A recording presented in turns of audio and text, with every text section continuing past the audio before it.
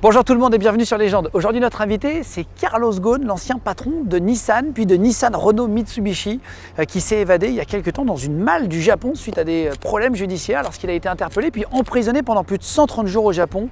Il a une notice rouge d'Interpol aujourd'hui, c'est-à-dire qu'il n'a pas le droit de sortir du Liban, un pays dans lequel il s'est enfui. On va donc prendre un avion, on va prendre un taxi tout de suite pour aller à l'aéroport de Paris et puis partir le rencontrer à Beyrouth dans une maison qu'on nous a prêtée pour l'occasion. C'est parti et juste avant, abonnez-vous, plus vous êtes nombreux, plus on peut avoir d'invités exceptionnels comme Carlos Ghosn aujourd'hui, donc n'hésitez pas, ça prend 2 secondes. N'hésitez pas à commenter l'émission, à la liker aussi, ça nous aide beaucoup sur le référencement, puis à mettre la petite cloche, comme ça vous serez au courant des prochaines sorties. On vous met 3 interviews par semaine, le mercredi, le vendredi et le dimanche sur Légende, et en podcast audio. N'oubliez pas, sur Spotify, Deezer, Apple Podcast, Amazon Podcast, on vous met en son le podcast audio, vous pouvez les écouter comme ça quand vous êtes sur la route ou en faisant du sport. C'est parti avec Carlos Ghosn sur Légende, on y va.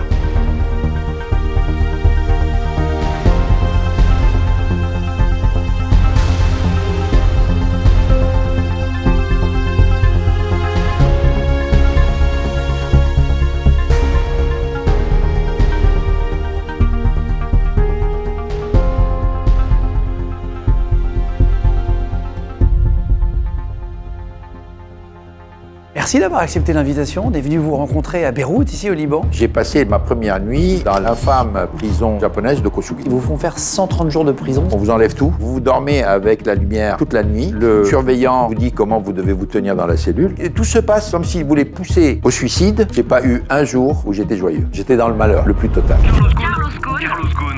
L'incroyable évasion de Carlos Ghosn. Ce que nous savons, c'est que Carlos Ghosn a quitté le Japon. C'est peut-être l'évasion du siècle. Et donc ils vous mettent dans une malle. Vous n'allez pas être scanné à l'aéroport comme toutes les malles. Non. Vous entendiez quand vous étiez dans la malle? On a des baragouinés en japonais, en anglais, bien sûr. Là, ça ne devait pas être agréable. Non, c'était pas agréable. Combien ça coûte d'organiser une évasion d'un pays? Ça coûte très cher. C'est votre liberté qui est en jeu. Mais c'est quoi, c'est en millions?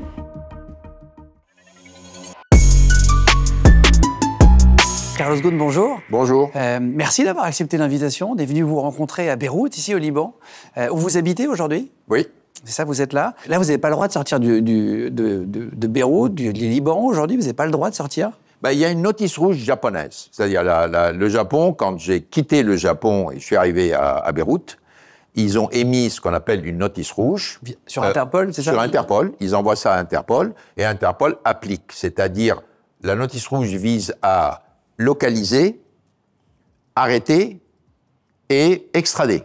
Bon, le Liban n'extrade pas ses citoyens, comme la France, comme le Brésil. Alors, moi, je suis citoyen des 3 pays, donc je sais. Donc, vous avez habité au Brésil avant, on va en parler, on va faire votre parcours après. Bien sûr. Donc, aucun des 3 pays dont j'ai la nationalité n'extrade ses citoyens. Donc, je suis dans la situation dans laquelle aujourd'hui, le Japon ne veut pas transmettre le dossier aux autorités libanaises pour que je puisse être jugé au Liban.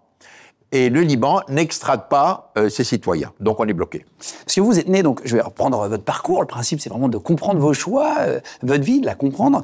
Vous êtes né le 9 mars 54 à Porto-Velho. Vous êtes né au Brésil. Oui. Ça, je ne savais pas. Mais vous êtes d'origine libanaise, hein, c'est ça? Vous êtes parti habiter là-bas? Oui. Pour quelle raison? Écoutez, mon père est né au Brésil. Mon père est né au Brésil. Il est d'origine libanaise. Mais son papa est un émigré. Donc, mon grand-père a émigré du Liban vers le Brésil. Mon père est né au Brésil. Moi, je suis né au Brésil. Donc, je suis un Brésilien un Libanais 2e génération, disons. Hein. Et ma mère est libanaise.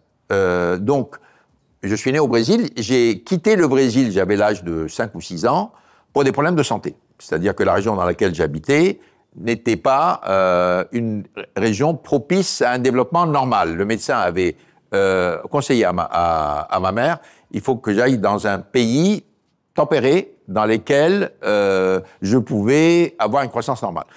Il faisait trop chaud, trop humide, trop... Non, c'est l'eau. Le problème était essentiellement lié à l'eau. D'accord. Oui. Et donc, je suis revenu avec ma mère au Liban. J'avais 5 ou 6 ans.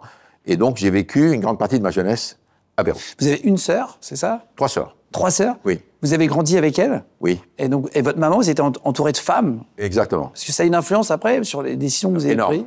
Énorme. Énorme. Pourquoi? Parce que ma mère était issue d'une famille où ils étaient 8 frères et sœurs. Et donc, à cette époque, ses parents n'avaient pas les moyens de payer l'université pour les 8. Donc, ils ont privilégié les garçons. Et donc, ma mère, qui est une personne que je considère comme étant très douée, voulait faire médecine. Et elle n'a pas pu faire médecine parce qu'ils n'ont pas pu lui payer ses études. Ils ont donné préférence aux garçons. Et ce qui m'a beaucoup frappé, c'est qu'elle n'en gardait aucune amertume.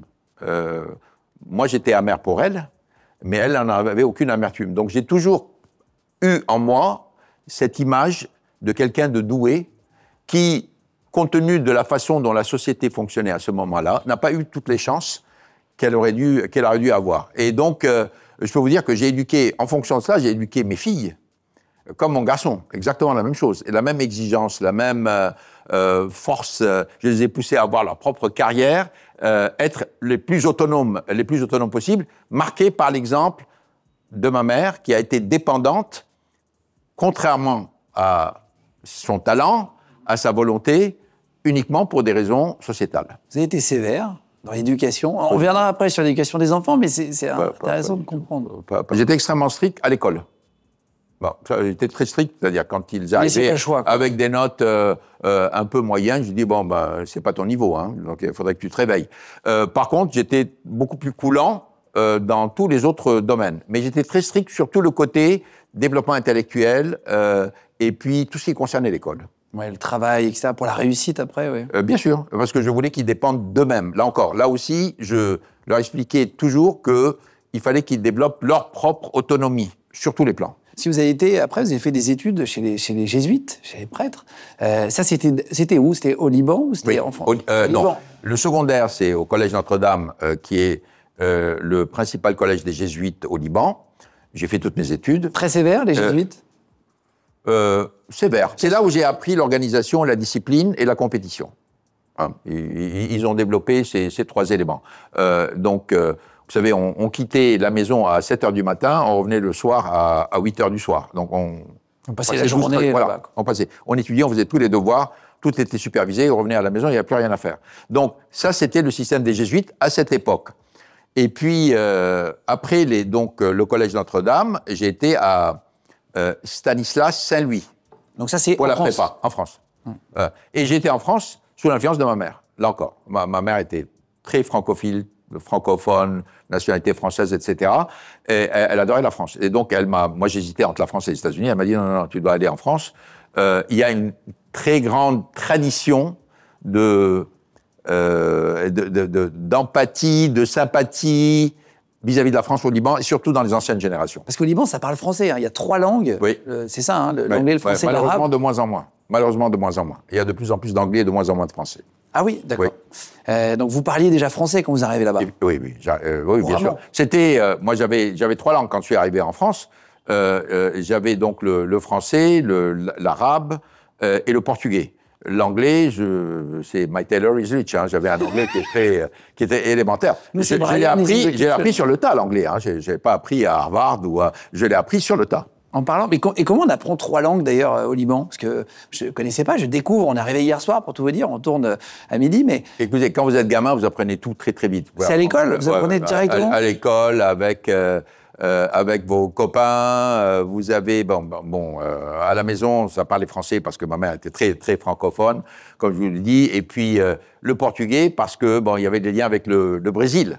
On a une partie de la famille au Brésil, donc ces 3 langues, j'ai vécu dans ces 3 langues, et l'anglais qui allait être franchement la langue la plus importante pour moi, je l'ai appris sur le tas plus tard. Et on en parlera après, mais à Tokyo, quand vous arrivez là-bas, ça parle pas. Vous parlez évidemment pas japonais, mais ça parle pas forcément très bien anglais. Non. La plupart des gens, quoi. Oui, c'était un point commun d'ailleurs entre les Français que j'amenais avec moi et les Japonais, c'est-à-dire ils se sont aperçus que vraiment personne ne parlait vraiment bien anglais. Donc, ce qui fait que quand j'ai imposé l'anglais comme la langue officielle de l'Alliance, personne ne se sentait défavorisé. Hein. Les Français devaient faire un effort pour être un peu plus proficient, comme disent en anglais, et les Japonais devaient se mettre aussi au travail pour parler anglais et non pas parler français. Vous qui avez eu une éducation internationale, vous avez vu plusieurs pays, quand vous arrivez en France, qu'est-ce qui vous marque? En termes d'éducation, vous êtes à l'école, c'est une belle école dans laquelle vous allez, mais est-ce que quelque chose vous marque? Oui. D'abord, quand vous venez du Liban, vous débarquez en France, vous venez d'un pays qui est très... où il y a beaucoup de chaleur humaine. Vous débarquez à Paris, vous êtes un peu choqué. Il y en a beaucoup moins. Hein. Je ne sais pas de quoi vous parlez. Mais... Deuxièmement, vous venez d'un pays où il y a 300 jours de soleil par an, Vous arrivez en septembre à Paris à la rentrée, c'est gris. Donc vous prenez 2 chocs, hein. Le choc climatique et le choc un peu affectif. Par contre, sur le plan de l'enseignement, évidemment, Saint-Louis Stanislas, c'est quand même autre chose. Et donc, j'ai beaucoup ramé les 6 premiers mois. Hein. J'étais top de ma classe au Liban. Je me suis retrouvé parmi les derniers, les premiers mois. C'est un choc. Hein. Il a fallu ramer la première année. Et puis après, je me suis mis au niveau. Et quand vous arrivez là-bas, vous imaginiez faire carrière en France après, ou c'était juste une petite étape au départ? Non, j'ai toujours voulu aller au Brésil. Je voulais faire ma carrière au Brésil. Donc j'ai fait des études d'ingénieur. Donc comme vous le savez, après Saint-Louis, j'ai fait Polytechnique, c'est ça? J'ai fait Polytechnique et les mines de Paris. Et c'est donc la dernière année des mines que Michelin, sachant mon existence, parce qu'ils avaient un projet au Brésil, ils se sont dit bon ben un Brésilien formé en France, ingénieur, on va avoir besoin de lui. Ils m'ont fait une proposition et donc je me suis retrouvé à Clermont-Ferrand. À 31 ans, c'est ça, vous devenez directeur de l'usine? Ça, j'ai intégré Michelin, j'avais 24 ans. Oui, c'est ça, mais en dernière année de Michelin. Oui, j'ai passé 6 ans. Non, au départ, ils voulaient m'envoyer comme chef de fabrication de l'usine de Rio. Bon, j'étais très content, j'allais à Rio. Et en fait, ils vous envoient à Clermont-Ferrand? Mes parents étaient à Rio, donc j'étais très content. Et puis ils m'ont dit, non, mais attendez, on va vous garder un peu plus, on va vous faire passer dans nos usines, puis après on va vous envoyer à la recherche, puis vous allez faire ceci. Et moi j'étais impatient, mais ils m'ont dit, oui, mais vous comprenez, plus vous passez du temps ici, plus vous allez avoir un poste plus intéressant. Et finalement, à 31 ans, comme vous le dites, j'ai débarqué comme étant patron des opérations sud-américaines du Brésil, de Michelin, basé au Brésil. Mais pourquoi? Pourquoi? Parce que c'était la crise. Personne ne voulait aller au Brésil. Il y avait 3000% d'inflation. C'était le moment où il y avait le transfert entre les militaires et les civils. On était en train de parler de 1985. Et c'était un moment très, très difficile. Et Michelin n'allait pas très bien. Et donc, ils se sont dit, nous avons un seul candidat pour aller au Brésil, c'est Carlos Ghosn. On va l'envoyer. J'étais très content. Qu'est-ce que vous avez appris au Brésil? Dans votre carrière de patron, qu'est-ce que vous avez appris? La rapidité. La rapidité des décisions. Quand vous êtes dans un environnement où vous avez 3000% d'inflation, il faut prendre des décisions rapides. Vous pouvez pas passer votre temps. Et puis, il faut des décisions claires. Il faut des décisions qui... Donc, ce que j'ai appris au Brésil, c'est l'importance de la réactivité et de la rapidité. Ensuite, vous allez partir 7 ans aux États-Unis. Oui. C'est eux qui viennent vous proposer. Comment ça se passe? Non, c'est Michelin qui m'avait envoyé du Brésil aux États-Unis. Donc là, j'étais en charge de l'intégration d'Uni Royal Goodrich avec Michelin. Donc il fallait faire vivre les 2 équipes ensemble, réorganiser l'ensemble des activités. C'était vraiment cette année remarquable, parce que c'est là où j'ai appris la concurrence, la force de la concurrence, l'importance du marché, et surtout l'importance du profit. Le profit, non pas comme un moyen de gagner de l'argent et d'acheter des tas de choses, le profit comme étant un élément de force de l'entreprise et surtout de perpétuité de l'entreprise. C'est François Michelin, qui est un des descendants de la famille Michelin, qui est à la tête à l'époque. Vous allez être très proche de lui. Oui. Il va vous faire une confiance absolue? Oui, il me faisait confiance. Oui. J'ai la marque de confiance, c'est qu'il m'a envoyé son fils, Édouard, malheureusement qui est décédé d'un accident. Et il m'a envoyé Édouard pour que je le forme. Donc j'avais Édouard dans mes équipes. Et donc j'ai eu Édouard Michelin pendant 2 ans aux États-Unis, jusqu'à ce que son père le rappelle à Clermont-Ferrand pour qu'il puisse se préparer à la succession. Qu'est-ce que les Américains font de mieux que nous en termes de business? Vous qui avez vu vraiment les deux. Écoutez, les Américains, c'est le sens du profit, indiscutable. Hein, vous n'êtes pas profitable, vous ne valez rien. Si vous êtes des profits, vous êtes crédible. 2, le client, le braquage sur le client, sur le marché. Et 3, c'est impitoyable. Il n'y a pas d'excuses. Il n'y a pas de... Ouais, le business. Je dis, non, ils ne sont pas froids, les Américains. Ils ne sont pas froids. Mais en business, ils sont froids. Oui, en business, ils sont froids. Ils sont catégoriques. Et c'est pas mal parce que c'est jamais du gris. C'est jamais gris. Hein, c'est noir ou blanc.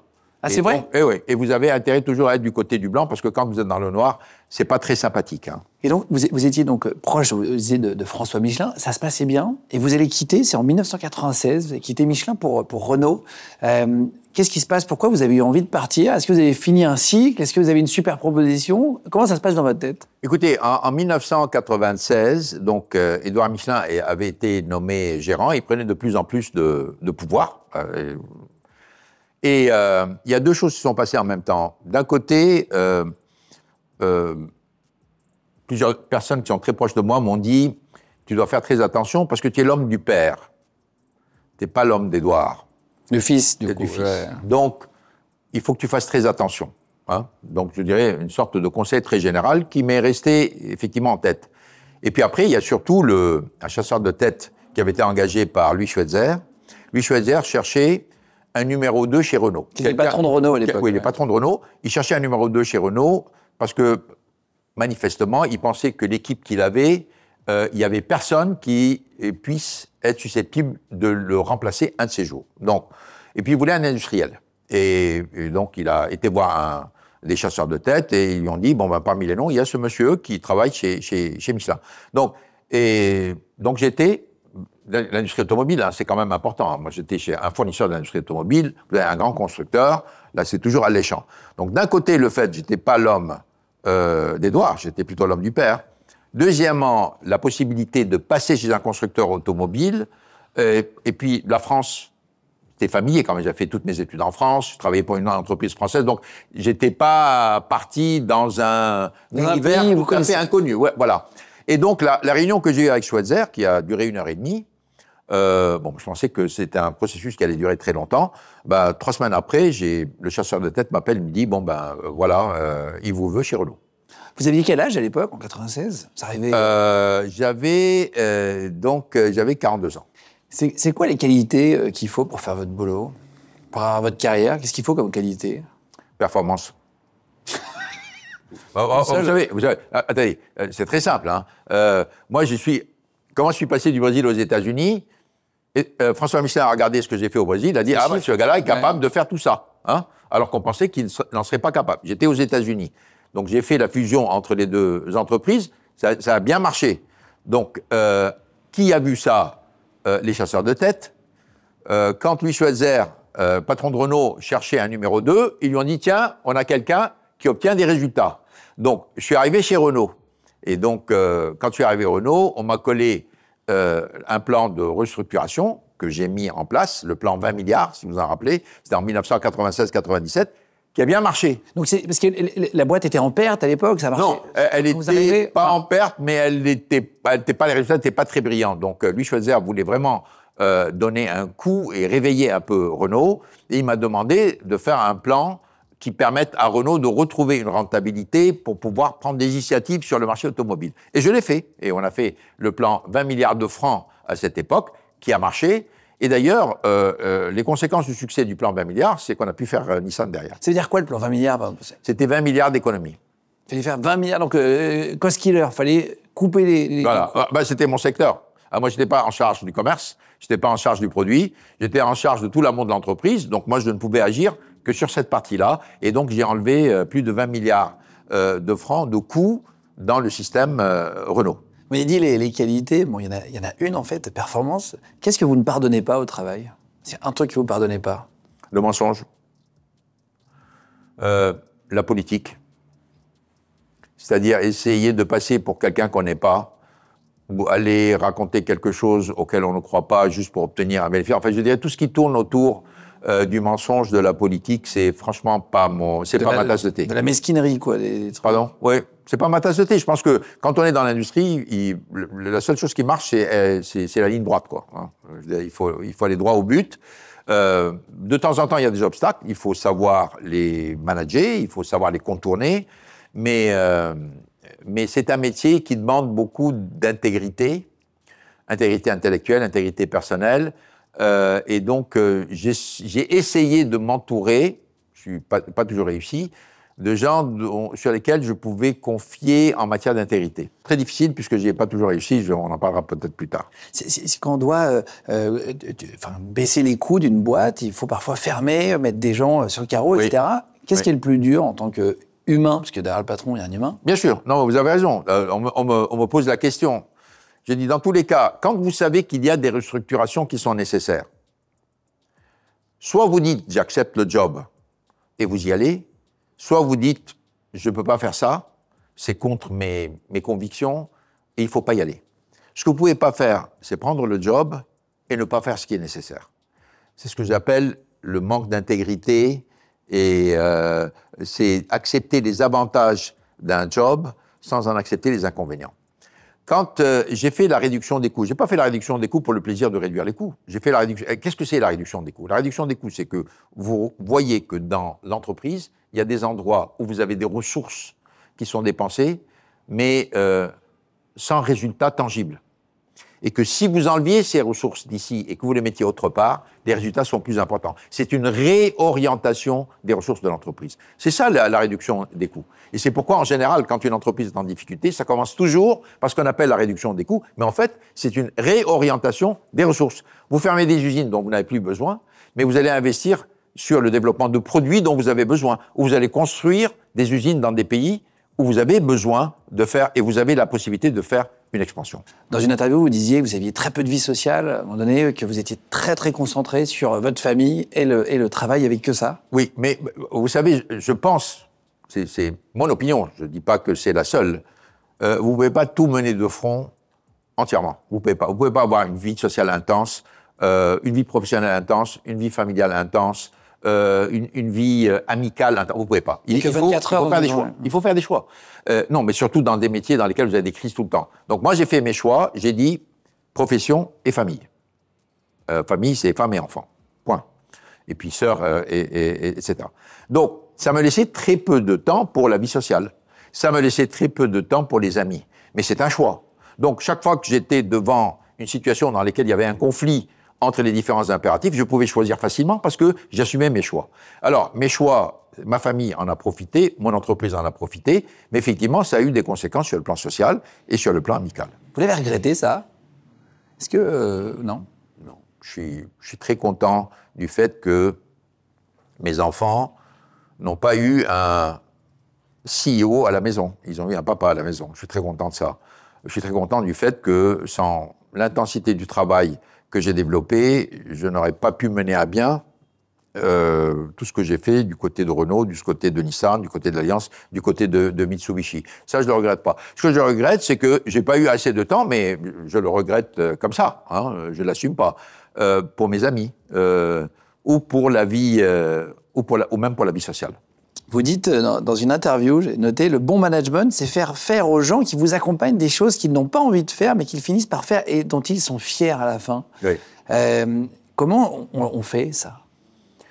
Bah écoutez, ça c'est tout le talent de ce que j'appelle le management. Et en général, quand vous êtes un manager talentueux, on dit que vous êtes un leader. Hein.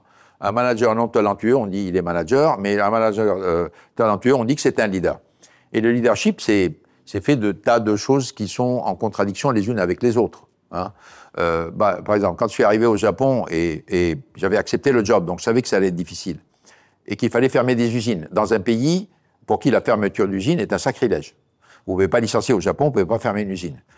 Et que vous amenez les gens à accepter le fait qu'il faut fermer des usines et à le faire eux-mêmes, et vous acceptez le fait que vous êtes en train de remettre en cause un certain nombre de leurs traditions, comme le keiretsu, et qu'ils le fassent bien, qu'ils obtiennent des résultats remarquables et qu'ils en soient fiers derrière, ça demande effectivement beaucoup de finesse.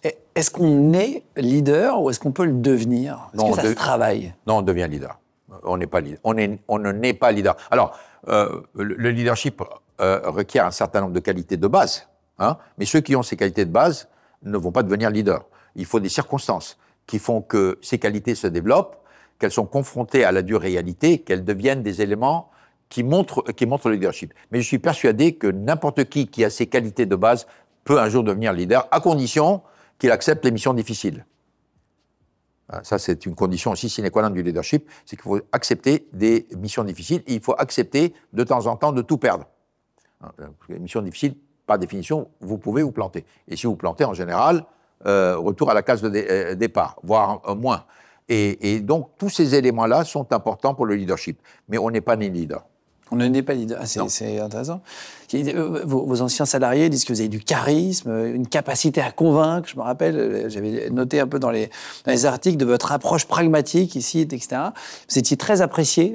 On va en reparler, mais au Japon, vous étiez une vraie star. Il y a même des mangas. On vous montrera tout à l'heure, vous allez voir. Mais j'ai une petite question, si vous voulez bien, 3-4 questions sur l'entrepreneuriat. J'ai la chance de vous avoir dans l'émission pour ceux qui ont des boîtes, ceux qui veulent en lancer un jour.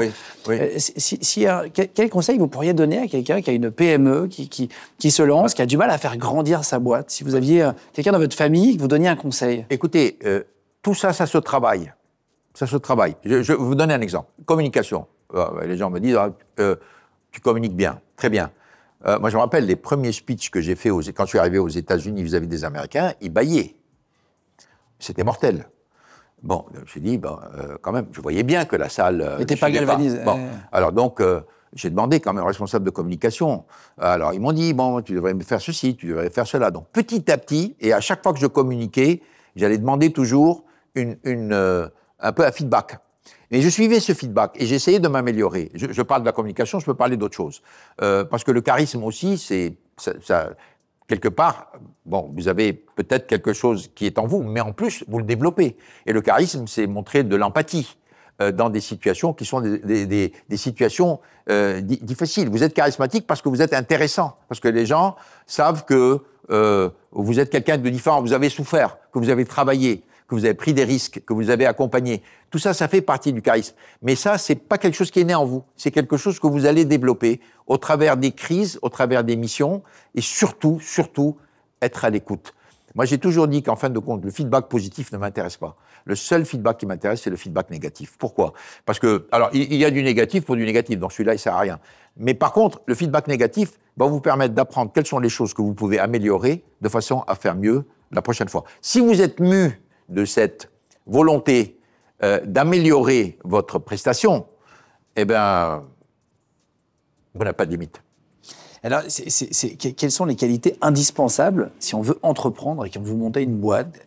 Alors, le sens de ce qu'on appelle les faits.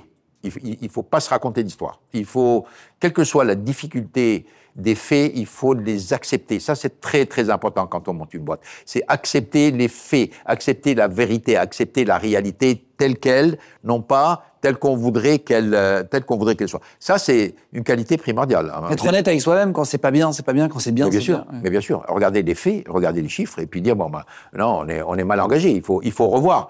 Et deuxièmement, ça c'est la première. Deuxièmement, ce qui est important, c'est pas l'idée qui est importante.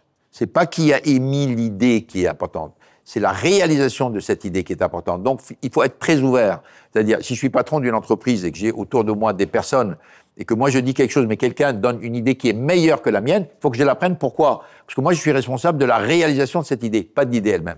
Vous savez, c'était pour parler des deux choses en rapport avec le management, on en parle avant. Le 17 août 2010, il y a eu donc une lettre anonyme qui avait été envoyée par à la direction de Renault pour dénoncer 3 salariés qui avaient des postes importants à l'époque, qui auraient accepté, faisant des pots de vin en échange d'informations sensibles. Sur les voitures électriques par les Chinois. Sur les voitures électriques par les Chinois, qui voulaient s'y mettre très fort et qui s'y sont mis d'ailleurs quelques années plus tard. Bien sûr. On va en parler après si vous voulez bien, oui, aussi de bien ça, sûr. parce que c'est un sujet quand même en ce moment qui évolue très vite. Oui. C'était une lettre qui avait été envoyée par qui? Est-ce que vous avez su? Oui, c'est quelqu'un de la sécurité de Renault qui avait envoyé cette lettre. Et donc au final, c'était faux, cette histoire? Bien sûr, c'était faux. On l'a découvert après. Vous avez coupé tout de suite vous savez, licencié les 3 salariés pour... écoutez, écoutez, en général, quand il y a une suspicion de ce type, qui vient d'une source qui avait été validée par le responsable de la sécurité de l'entreprise, par le chef du personnel, par le chef des opérations, vous êtes obligé de prendre vos précautions. Vous pouvez dire, je ne peux pas continuer à travailler comme si de rien n'était, s'il y a vraiment des soupçons sérieux sur ces individus. D'autant plus que, vous vous rappelez, en 2010, nous étions en pointe sur les véhicules électriques. Et en plus, je savais très bien que les Chinois l'industrie chinoise se préparait à passer à l'offensive. On était les seuls d'ailleurs à avoir vu ça avec les véhicules électriques. Bref, donc les accusations étaient crédibles. Malheureusement, après enquête, on s'est aperçu que c'était monté de toutes pièces et que c'était quelque chose qui y avait été monté par quelques individus au niveau de l'organisation de la sécurité de Renault, et ça a fait très mal. Ça existe vraiment, l'espionnage industriel? C'est un truc qui est courant ou c'est quand même très très rare? Non, ça existe. Bien sûr que ça existe. Des marques qui vont payer un gars pour aller rentrer dans une autre boîte, pour voler des plans, des technologies? Aujourd'hui, vous n'avez pas besoin, je dirais, vous n'avez pas besoin d'aller voler un plan, vous allez embaucher la personne qui est au cœur de ce projet. Vous l'embauchez. Là, cette personne vient avec tout son savoir. Donc, ça existe, c'est rare. C'est rare, pourquoi? Parce que vous pouvez contourner cela. Hein? Moi, si je pense que mon concurrent fait de très bons designs de voitures, qu'est-ce que je fais? Je vais faire une offre au patron du design. Oui, naturellement, en fait. Voilà. Si je sais que, par exemple, ils sont très avancés sur les véhicules électriques, je vais essayer de me renseigner sur quel est l'ingénieur qui est vraiment à la base du développement des véhicules, et je vais essayer de l'embaucher. Donc, ça se passe par la débauche. Hein? Donc, il est très rare de dire « Ah, je ne peux débaucher personne, donc je vais essayer d'apprendre par l'intérieur en essayant de faire de l'espionnage. » C'est rare, mais ça existe. Et ça, comment ça se passe quand, pareil, côté humain, le reste ne m'intéresse pas, mais quand on licencie quelqu'un, vous avez fait votre boulot de sécurisation de la boîte, entre guillemets, des informations, et après, quand on apprend que c'est faux, est-ce qu'on appelle les gens pour leur dire « Bon, je me suis trompé » ou... Mais bien sûr, on les a appelés, non, on les a réembauchés. On n'a rien embauché. Alors, il y a des personnes qui n'ont pas voulu être réintégrées parce qu'elles ont estimé qu'elles avaient beaucoup souffert compte tenu de ça, et nous respectons, elles ont été dédommagées. Mais il y a quand même, parmi les 3 personnes, il y a une personne qui a continué sa carrière, qui a fait une très très bonne carrière à l'intérieur de Renault. Et vous l'avez repris. Et là aussi, intégrité et vérité, on ne joue pas le jeu, on va au fond. Si on a fait une erreur, on la reconnaît, parce que c'est beaucoup plus facile de corriger une erreur une fois qu'on la reconnaît que d'essayer de la planquer. Quand vous êtes patron des 3 boîtes, à un moment donné, ça ressemble à quoi votre journée? L'emploi du temps, c'est... Très occupé, mais il faut que vous soyez très sélectif. C'est-à-dire que il faut beaucoup déléguer, donc il faut bien choisir les personnes à qui vous déléguez, mais en même temps, il y a des domaines qui sont en général les domaines les plus difficiles où vous devez garder la haute main. C'est-à-dire que moi je disais toujours à l'ensemble des gens qui m'entouraient en disant la performance justifie l'autonomie. C'est-à-dire, quand quelqu'un était vraiment au niveau de performance contracté, je lui ai laissé une paix royale. Hein. Par contre, quand quelqu'un était déficient, j'allais pour l'aider. Non pas pour le punir, mais j'allais pour l'aider, pour dire pourquoi ça marche pas, pourquoi on n'arrive pas aux objectifs, qu'est-ce qu'il faut qu'on fasse. Donc, vous êtes tout le temps en train de changer, c'est de la géométrie variable en fonction de la performance de l'entreprise. Donc, beaucoup de délégations, une sélection des secteurs critiques et des interventions qui peuvent être très profondes jusqu'à aller sur le terrain quand c'est nécessaire. C'est de quelle heure à quelle heure votre emploi du temps moyen, on imagine? Ça dépend des journées. Hein, non, mais ça pouvait ressembler à quoi une journée chargée? Vous aviez des vols. Hein, vous savez, Paris-Tokyo, c'est quand même beaucoup d'heures d'avion. Et puis quand vous arrivez, vous êtes quand même assez crevé.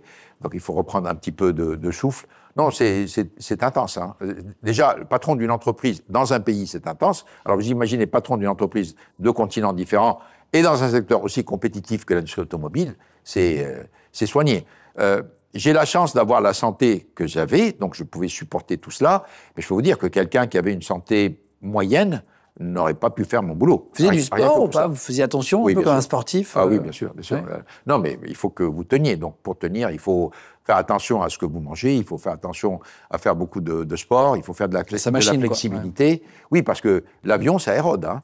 Vous aviez des miles, beaucoup de miles du coup en avion? Non, vous aviez un avion. L'avion de vous aviez l'avion. Ah non, sinon c'est pas possible. Non, les vols commerciaux, oubliez. Hein, alors là, impossible de faire le boulot que je faisais avec. Parce qu'à la minute près, ça doit décoller quand vous voulez. Exactement. Et puis de temps en temps, vous alliez dans des régions qui étaient complètement dépourvues de toute installation qui vous permette d'arriver dans les temps. Donc non, l'avion en particulier était condition sine qua non du fait que vous étiez en même temps patron de Renault, de Nissan et plus tard de Mitsubishi. Le 25 mars 99, on va reprendre, hein, pour bien comprendre, c'est l'alliance qui va être signée justement à l'époque entre Renault et Nissan, donc il y a un groupe japonais, je reprends vraiment les bases pour tous ceux qui ne connaissent pas forcément tout ça. Renault va prendre 36,8% du capital de Nissan pour un montant d'environ 5 milliards d'euros, je crois, c'était à peu près ça, parce que c'était en France. Juste, ça veut dire quoi une alliance, si on n'y connaît rien, entre une fusion et une alliance? Ah, c'est très différent. Une alliance, c'est les entités restent telles quelles, c'est-à-dire les sièges restent là où ils sont, les marques conservent leur identité, mais vous travaillez sur tous des projets qui sont en commun. Par exemple, vous achetez en commun. Si vous voulez développer un nouveau moteur, vous le faites en commun et vous en faites bénéficier les deux entreprises. Par contre, les designs sont séparés, les commerces sont séparés. Voilà, ça c'est une alliance. Et quel est l'avantage de l'alliance par rapport à une fusion? C'est que dans une alliance, chacun conserve son identité. Hein, et là, attention, hein, c'est des Japonais et des Français. Hein. C'est deux cultures très fières, très anciennes, très fières, très fortes. Et donc, faire une fusion entre un Japonais et un Français, il faut se lever de bonne heure hein, pour la réussir. Vous pouvez la faire, mais enfin, bon. Donc, la seule possibilité, c'est un pays latin, c'est pas du tout... Nissan reste au Japon, elle a son état-major, Renault reste en France, on travaille ensemble, on ne fait pas deux fois la même chose, on essaye de mettre en commun au bénéfice de l'un et de l'autre. Il n'y a que des gagnants. Quand vous faites une fusion, il faut choisir un patron déjà. Hein. Il est japonais ou français. Il faut un siège. Il est au Japon ou en France. Il faut un comité exécutif. Il y a combien de Japonais, combien de Français? Automatiquement, vous êtes dans une confrontation. Il y a un gagnant, un perdant. Et vous allez avoir la sensation qu'il y a un perdant et un gagnant. Et vous savez ce qui se passe quand il y a un perdant? Il ne s'engage pas. Moi, si je suis dans une boîte, je suis au Japon, je dois travailler pour l'État français, je vais faire le minimum.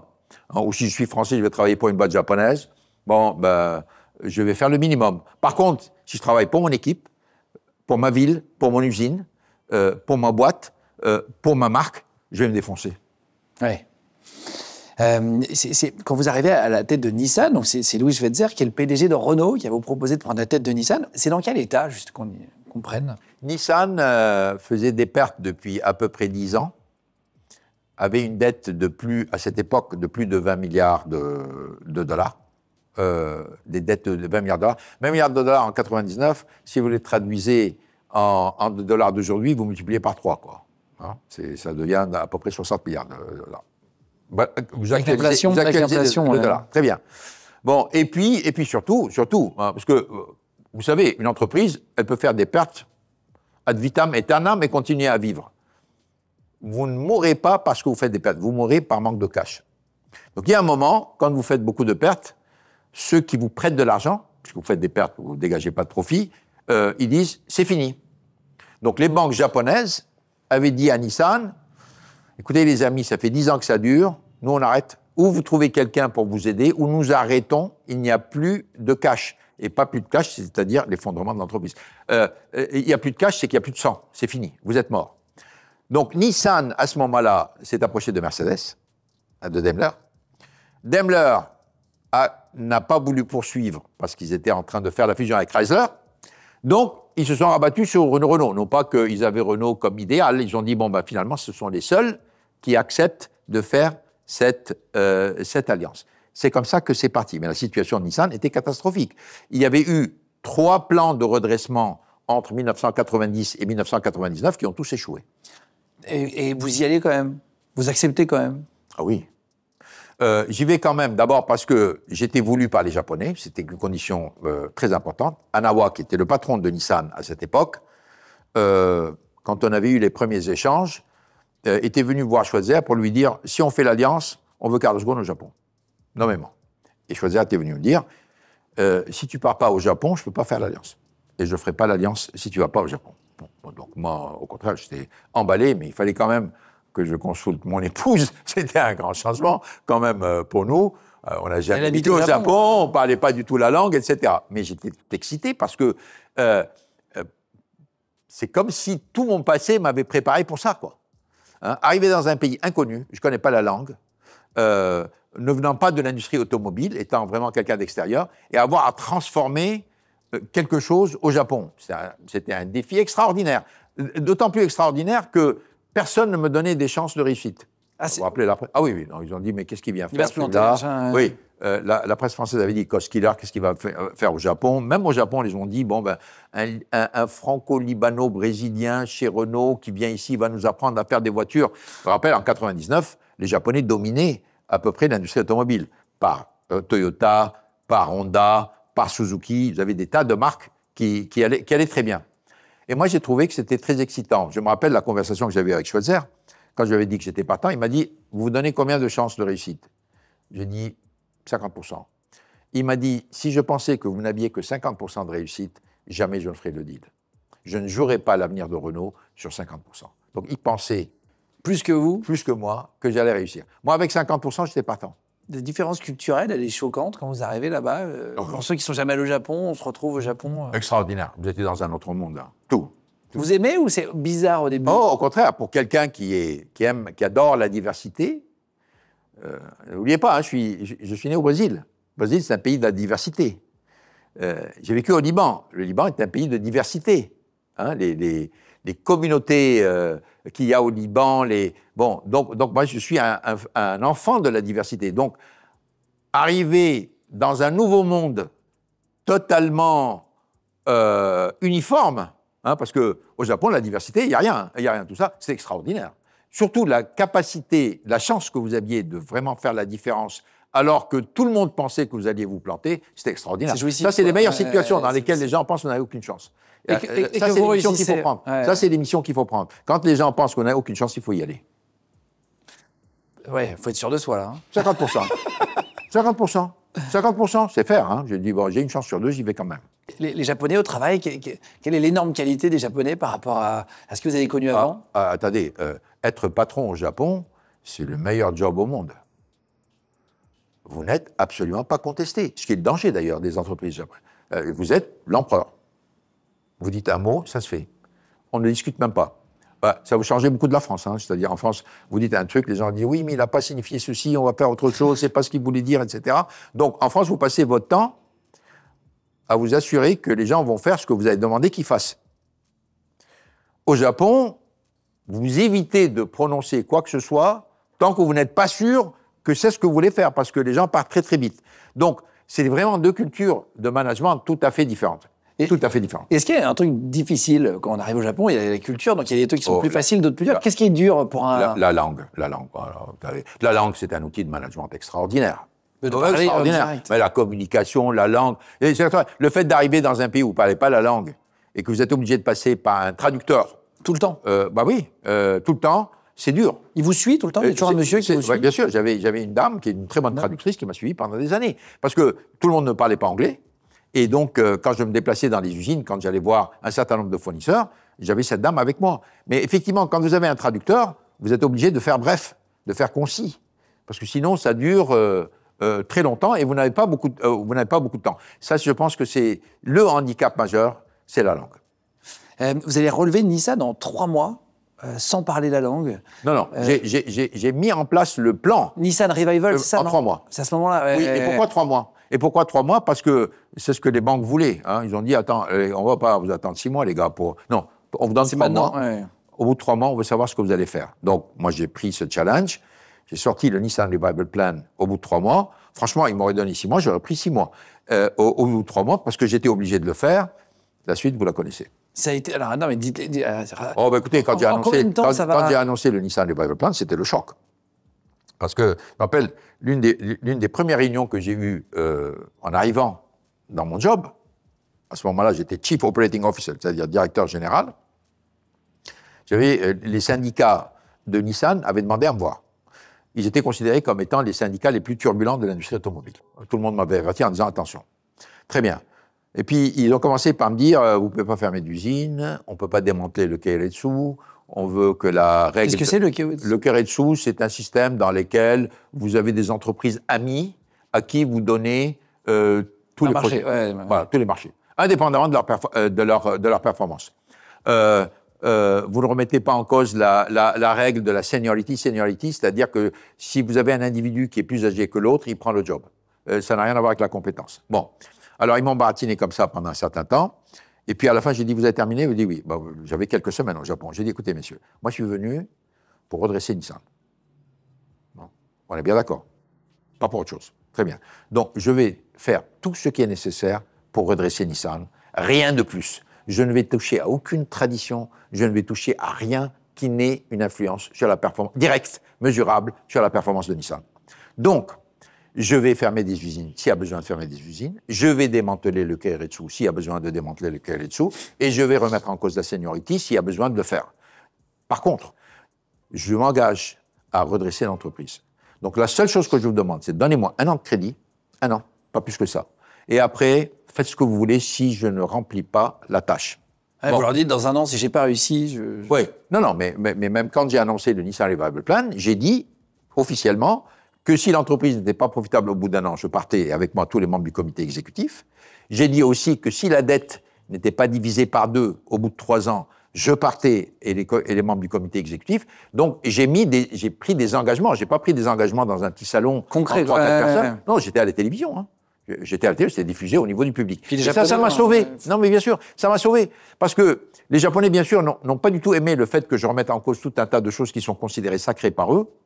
Par contre, ils ont respecté le courage de ce qu'ils appellent le samouraï. Hein, vous savez, le samouraï, on l'envoyait au combat. S'il perdait le combat, il se faisait seppuku, hein, il se tuait. Hein, donc c'était à peu près ça. Hein. Moi j'ai dit, attends, si je ne gagne pas ma bataille, je me fais seppuku. Hein, je m'en vais. Bon, ça ils ont apprécié. Ils ont dit, bon, très bien. Alors les gens qui vous étaient favorables vont vous aider. Les gens qui vous étaient défavorables, au lieu de dire, on va passer notre temps à le critiquer, on va attendre au bout d'1 an, il va sauter de lui-même. Et qu'est-ce qui se passe au bout d'1 an? Vous avez, dans le plan Revival, Nissan Revival, c'est 14% de réduction d'effectifs, donc 21 000 salariés, je crois que c'était ça les chiffres, vrai. Qu'est-ce qui va se passer au bout d'1 an? Au bout d'1 an, on revient au profit. Donc, en 1 an seulement? Oui, bien sûr, on revient au profit. Alors, évidemment, tous les gens qui étaient un peu sceptiques, ils ont dit, oh, il a trafiqué les comptes, il a pris beaucoup de provisions, on va attendre la 2e année.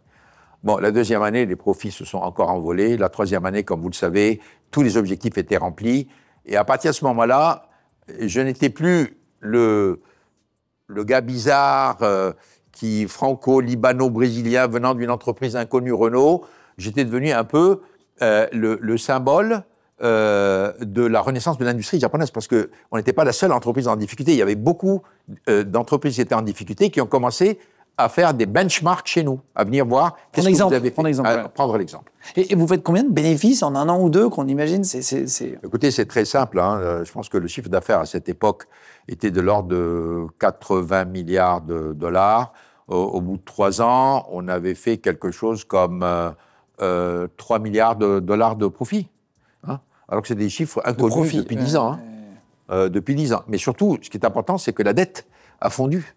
Au bout de 3 ans. On a remis en cause tellement de systèmes, on a fait fondre la dette, et c'est ce qui a permis de faire partir Nissan vers le développement. C'est-à-dire nouveaux produits, nouveaux marchés, et rentrer en Chine, voitures électriques, retour de la GTR, retour de l'affaire Lady. On a fait revenir toutes les icônes de Nissan qui étaient parquées dans un coin parce qu'il n'y avait pas les moyens de les faire.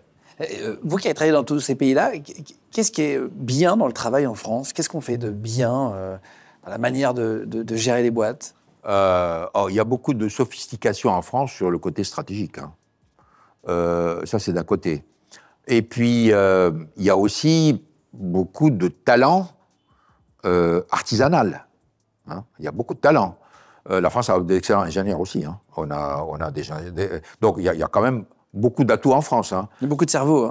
Oui, il y a beaucoup de cerveau, oui. Bon, la faiblesse de la France, en général, c'est l'exécution. Hein. C'est-à-dire qu'il y a beaucoup de gens qui pensent qu'une fois qu'ils ont l'idée et qu'elle est bien acceptée, on laisse l'exécution pour... alors que l'exécution, c'est l'essentiel, parce que sans l'exécution, cette idée, elle va rester dans un tiroir. C'est l'exécution qui va opérer la transformation de la réalité. Non, il y a beaucoup de talent en France, c'est sûr. Et alors, ça va marcher très fort. Il y a ce qu'ils appellent la Ghosn Mania, exactement. Les Japonais vont vous adorer. Vous allez avoir carrément des mangas. Regardez à l'image, là, on voit des mangas avec votre visage, avec votre personnage, etc. Vous l'avez lu d'ailleurs, le manga? Oui. Et alors? Bon, c'est sympa, hein. Vous lisiez des mangas ou pas? Non, pas du tout. Pas du tout. Mais c'est sympathique. D'ailleurs, quand ils m'ont proposé de faire une manga, ils ont demandé mon autorisation. J'ai dit, bien sûr, il n'y a aucun problème. C'est sympa, oui. Ce qui m'a un peu déçu, c'est que j'avais fait un livre qui s'appelait Renaissance, qui était à la demande, d'ailleurs, de beaucoup de gens qui ont dit, racontez dans ce livre ce que vous avez fait chez Nissan, parce que ça peut être utile aux autres entreprises japonaises. J'ai fait ce livre qui avait beaucoup de succès, puisque c'était un livre de management. Et donc, c'est vendu à 300 000 exemplaires, j'étais très fier. Et alors, les gars de la manga sont venus, ils m'ont dit, on va faire une manga. J'ai dit, bien sûr, on les a pas supervisés, ils ont fait ce qu'ils ont voulu. Manga, c'est une sorte de BD japonais. Oui, oui. Ben, ils ont vendu leur manga à plus d'1 million d'exemplaires. Alors j'étais vexé. Hein. Moi, j'avais mis tout mon savoir-faire et tout mon cœur dans un livre qui a vendu à peine 300 000. De l'autre côté, les gars, en racontant une histoire à peu près et un peu de fantaisie, ils vendaient 1 million d'exemplaires. Mais donc, parce que c'est en japonais, le manga. Oui, bien sûr. Vous parliez japonais après? Oui, oui, enfin, c'est un japonais d'utilité, disons. Hein. Parce que vous savez, les Japonais n'ont jamais voulu parler japonais avec moi. Ils considéraient que j'étais... Ah oui. Ils voulaient parler anglais. J'étais un gaijin, je restais un gaijin et j'ai respecté. Gaijin, c'est quoi? Gaijin, c'est l'étranger. Oui. Donc j'étais un gaijin, je devais rester gaijin, je ne devais pas essayer de jouer au japonais, en parlant japonais. Donc j'ai respecté cela. Donc je parlais un japonais, par exemple, je sais pas moi, quand j'allais au supermarché, je me débrouillais un petit peu en japonais, mais quand on avait des réunions officielles, c'était toujours en anglais. Et puis ça devait leur faire plaisir que vous parliez même quelques mots dans la langue. Oui, oui. Il paraît que les gens se levaient quand vous arriviez au restaurant, quand vous partiez. Il y avait une espèce de truc d'admiration totale. Vous l'avez ressenti, vous l'avez vu? Oui, je l'ai ressenti. Il y a eu un moment où c'était, bien sûr, le succès du Nissan Rival était tellement peu attendu que ça a créé une sorte de choc. Et il y a eu la Ghosn Mania qui a duré quand même probablement jusqu'en 2005. Parce qu'à partir de 2005, comme j'étais devenu le patron de Renault, j'étais moins présent au Japon. Donc, ça a un peu faibli à partir de 2005. Alors que pendant longtemps, vous avez reçu un geste d'admiration qui vous a vraiment étonné. Vous vous êtes dit, je sais pas, quelqu'un qui est venu vous voir en pleurant, je sais pas, est-ce que vous avez eu un geste, vous vous êtes dit, waouh, là, c'est fou? Oh, le geste qui m'a beaucoup étonné, c'est que je pense que j'avais été désigné par un jury comme étant le père de l'année au Japon.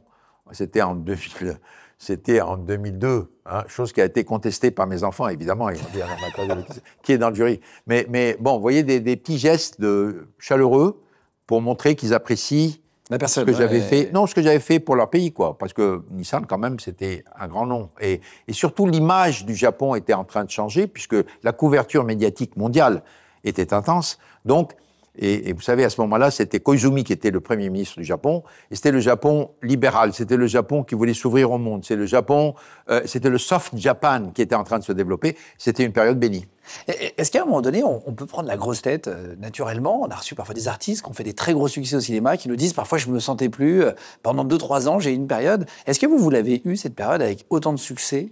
Écoutez, si vous avez peut-être quelques velléités de prendre la grosse tête, en général, quand vous rentrez à la maison, vous la perdez immédiatement, hein, parce qu'entre votre femme et vos enfants, ça part très vite.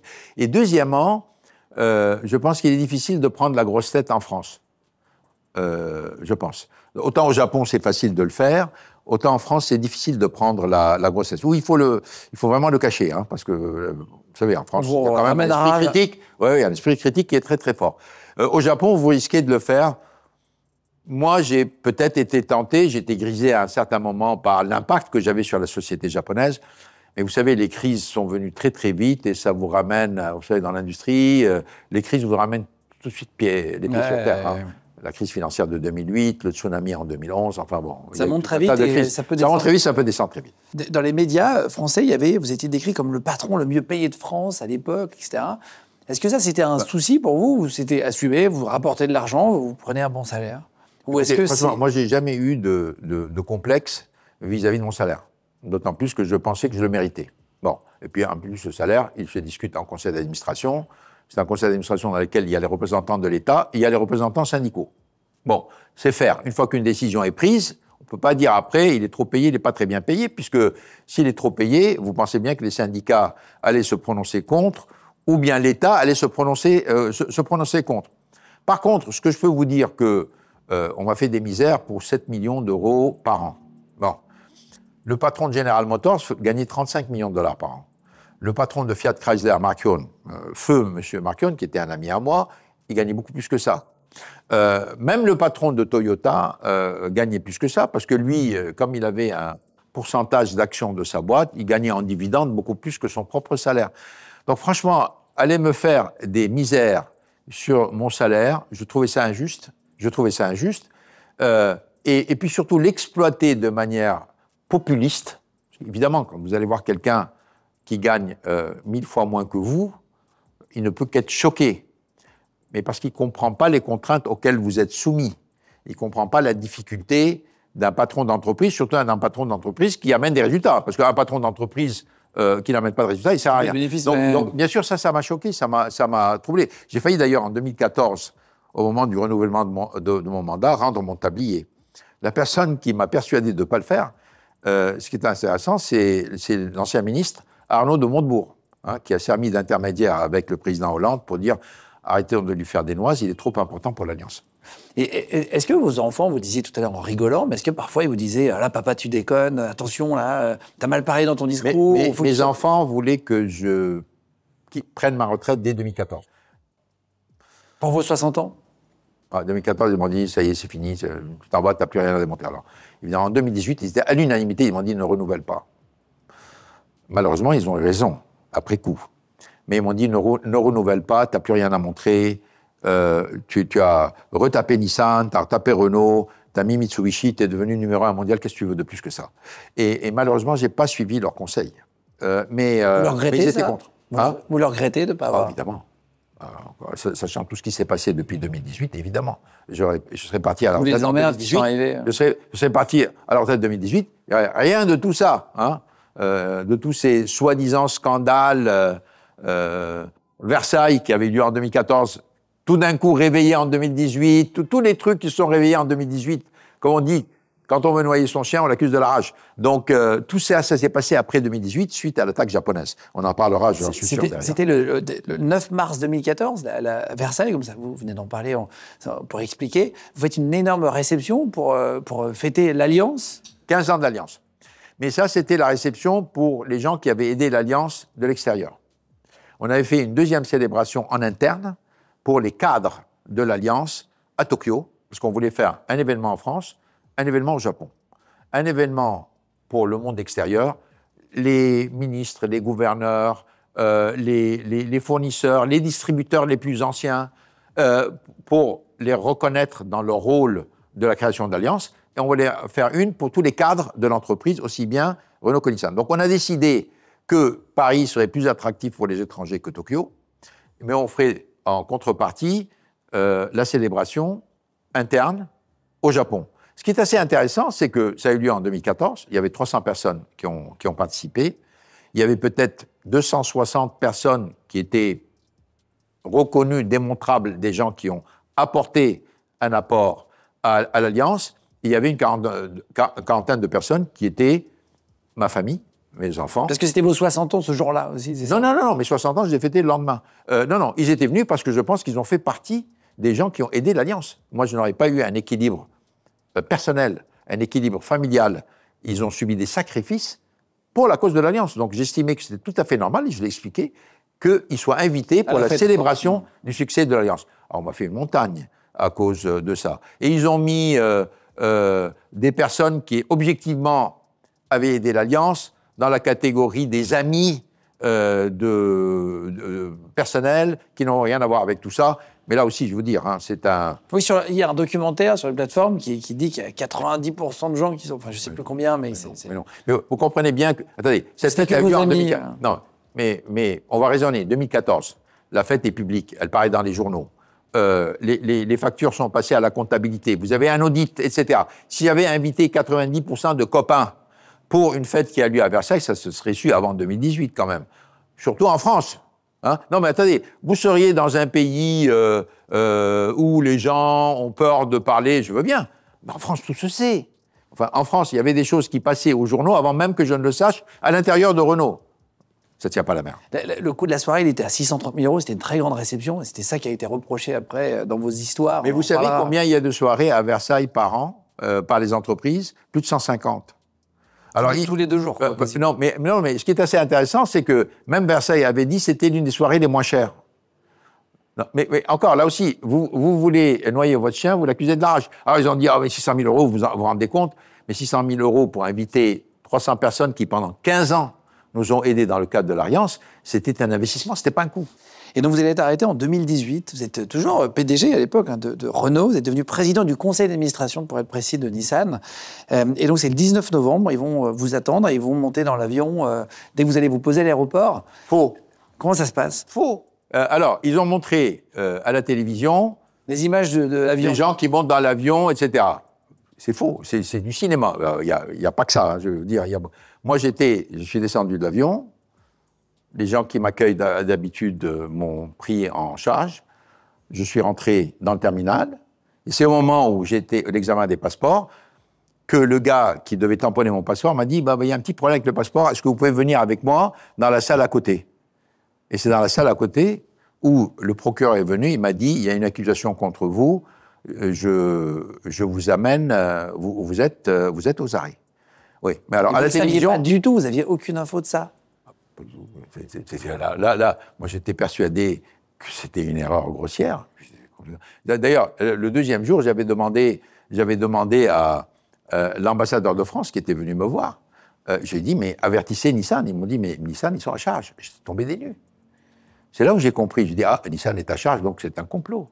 Si Nissan est à charge, je suis au courant de rien, ça veut dire qu'il y a eu une sorte de complicité entre Nissan, le procureur, évidemment le gouvernement japonais, parce que rien au Japon ne se fait sans l'accord du gouvernement japonais. Hein, j'ai quand même vécu au Japon pendant 18 ans pour savoir ça, que toutes les décisions, même prises par Nissan sur le plan du management, étaient communiquées au METI. Le METI, c'est le ministère de l'Industrie japonais qui est très fort. Donc rien ne se fait au Japon sans l'accord du gouvernement japonais. Donc j'étais persuadé, au bout de 24 heures, que c'était une collusion entre quelques personnes chez Nissan, le procureur, et évidemment le ministre de l'Industrie, c'est-à-dire le LDP, c'est-à-dire le parti qui était au pouvoir.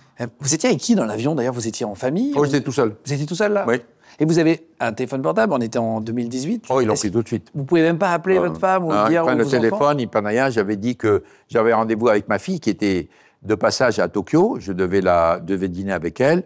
Ils m'ont dit téléphone interdit. Ils m'ont embarqué et j'ai passé ma première nuit dans l'infâme prison japonaise de Kosuge. On vous enlève vos lacets, c'est comme en France ou... Oh, on vous enlève tout, hein. À Kosuge.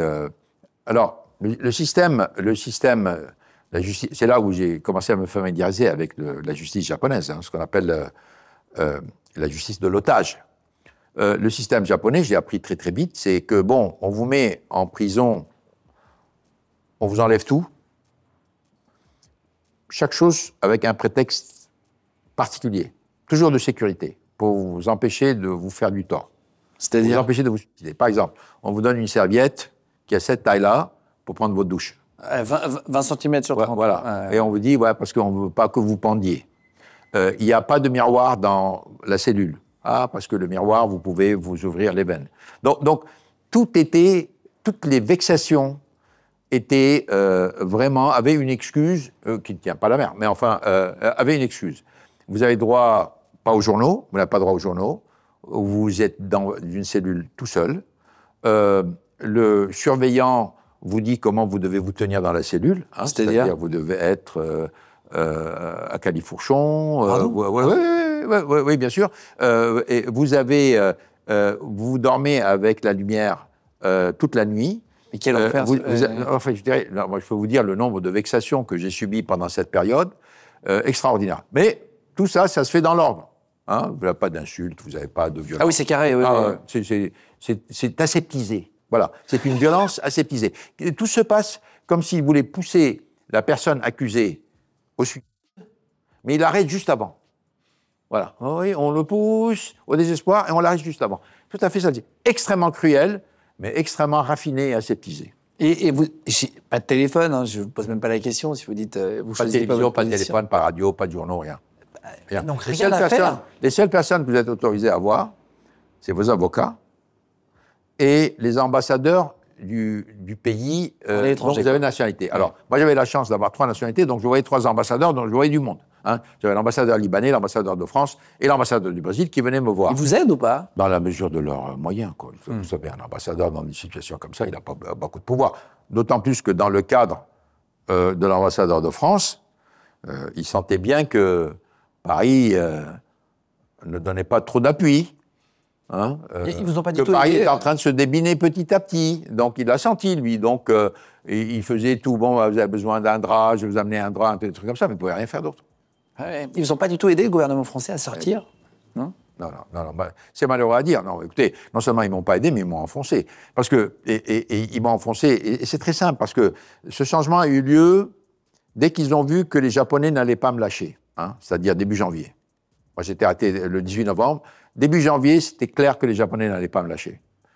Donc, je suppose que ce qui s'est passé, c'est un marchandage dans lequel on dit, bon, ben, vous abandonnez Carlos Ghosn, hein, c'est pas de le défendre, il est à nous, il est là, il sortira pas. Et si vous voulez que l'Alliance ait une apparence de fonctionnement et que ça continue, vous avez quand même intérêt à faire ce qu'on vous demande. Je vous caricature pour le Monsieur. C'est là où tout d'un coup vous avez des renversements. Hein.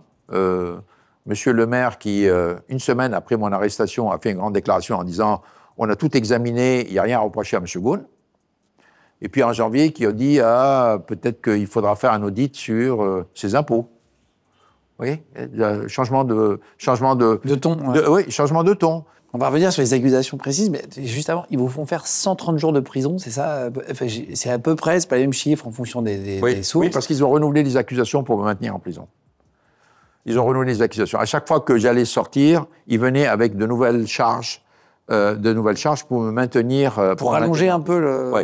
Mais au bout de 4 mois, ça commençait à devenir un peu lourd. Ils ont accepté, mais ils m'ont demandé un bail, je vous dis, le plus élevé qui ait jamais été payé par un individu, pas par une entreprise, au Japon. Et donc là, on ne parle pas de votre famille, mais quand vous êtes emprisonné, vous dites que vous n'avez pas de téléphone, vous ne les revoyez pas du tout? Non. Pendant 130 jours? Ah oui, je ne les vois pas. Vois pas. La seule autorisation que j'ai eue, c'est venu vraiment à la fin, c'est mon épouse et mes enfants sont venus me voir, mais j'étais en prison. Ils sont venus me voir en prison. Et puis après, quand j'ai été libéré contre paiement du bail, bah, évidemment, j'ai revu tout. C'est quoi, c'est une caution, c'est ça? Une caution, oui. Une caution, mais ça n'a pas duré très longtemps. Comme vous savez, ça a duré 1 mois. Au bout d'1 mois, ils m'ont remis en prison à la veille d'une conférence de presse à laquelle j'avais convoqué les journalistes pour leur expliquer, pour leur donner un peu ma version par rapport aux versions officielles qui tombaient aussi bien du Japon qu'en France. Vous n'avez pas de nouvelles? Est-ce qu'ils vous en ont donné quand même de votre famille, même sans... Par les avocats. Ah oui, dire tout va bien, ou tout le monde est en bonne santé. Les avocats envoyaient des messages. Donc c'était les seules personnes, ou les avocats ou par les ambassadeurs. Vous ne pouviez pas les voir même derrière une glace, quoi. Et vous n'avez pas eu le droit de l'appeler, même en sortant, je crois, vous n'avez pas eu le droit d'appeler votre femme pendant une période? Ah, ça c'est effectivement la cruauté aseptisée à la japonaise. C'est que, à la 2e fois où j'ai été libéré, avec encore une caution massive, ils m'ont dit, oui, mais il y a une petite condition, c'est que vous ne pouvez pas parler à votre épouse et elle ne peut pas vous visiter.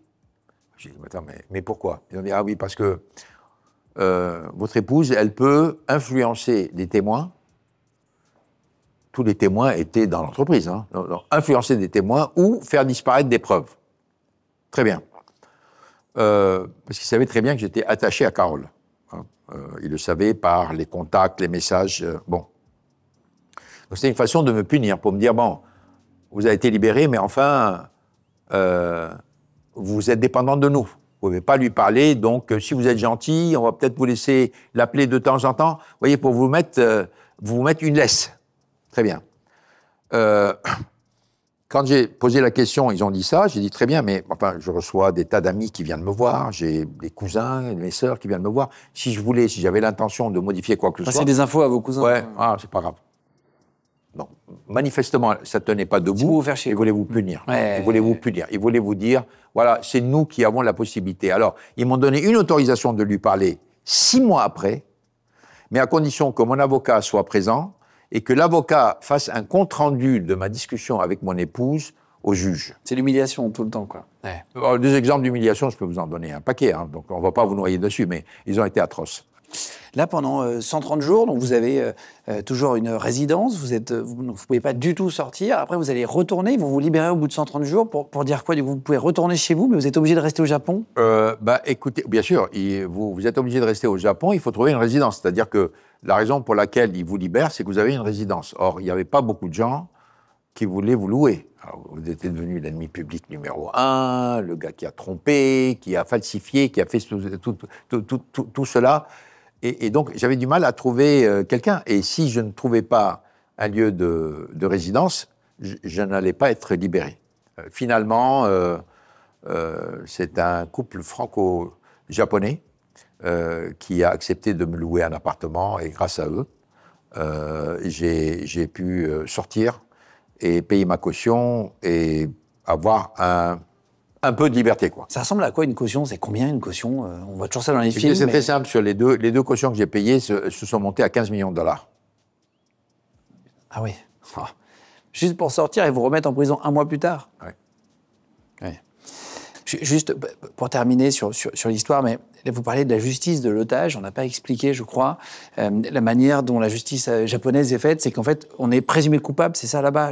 C'est pas pareil qu'en France. C'est-à-dire, pourquoi la justice de l'otage? Premièrement, c'est que quand vous êtes arrêté, le seul objectif du procureur, c'est que vous confessiez. Vous avouez. Vous avouez. Même si... il s'en fout. C'est vrai, c'est pas vrai, que vous confessiez.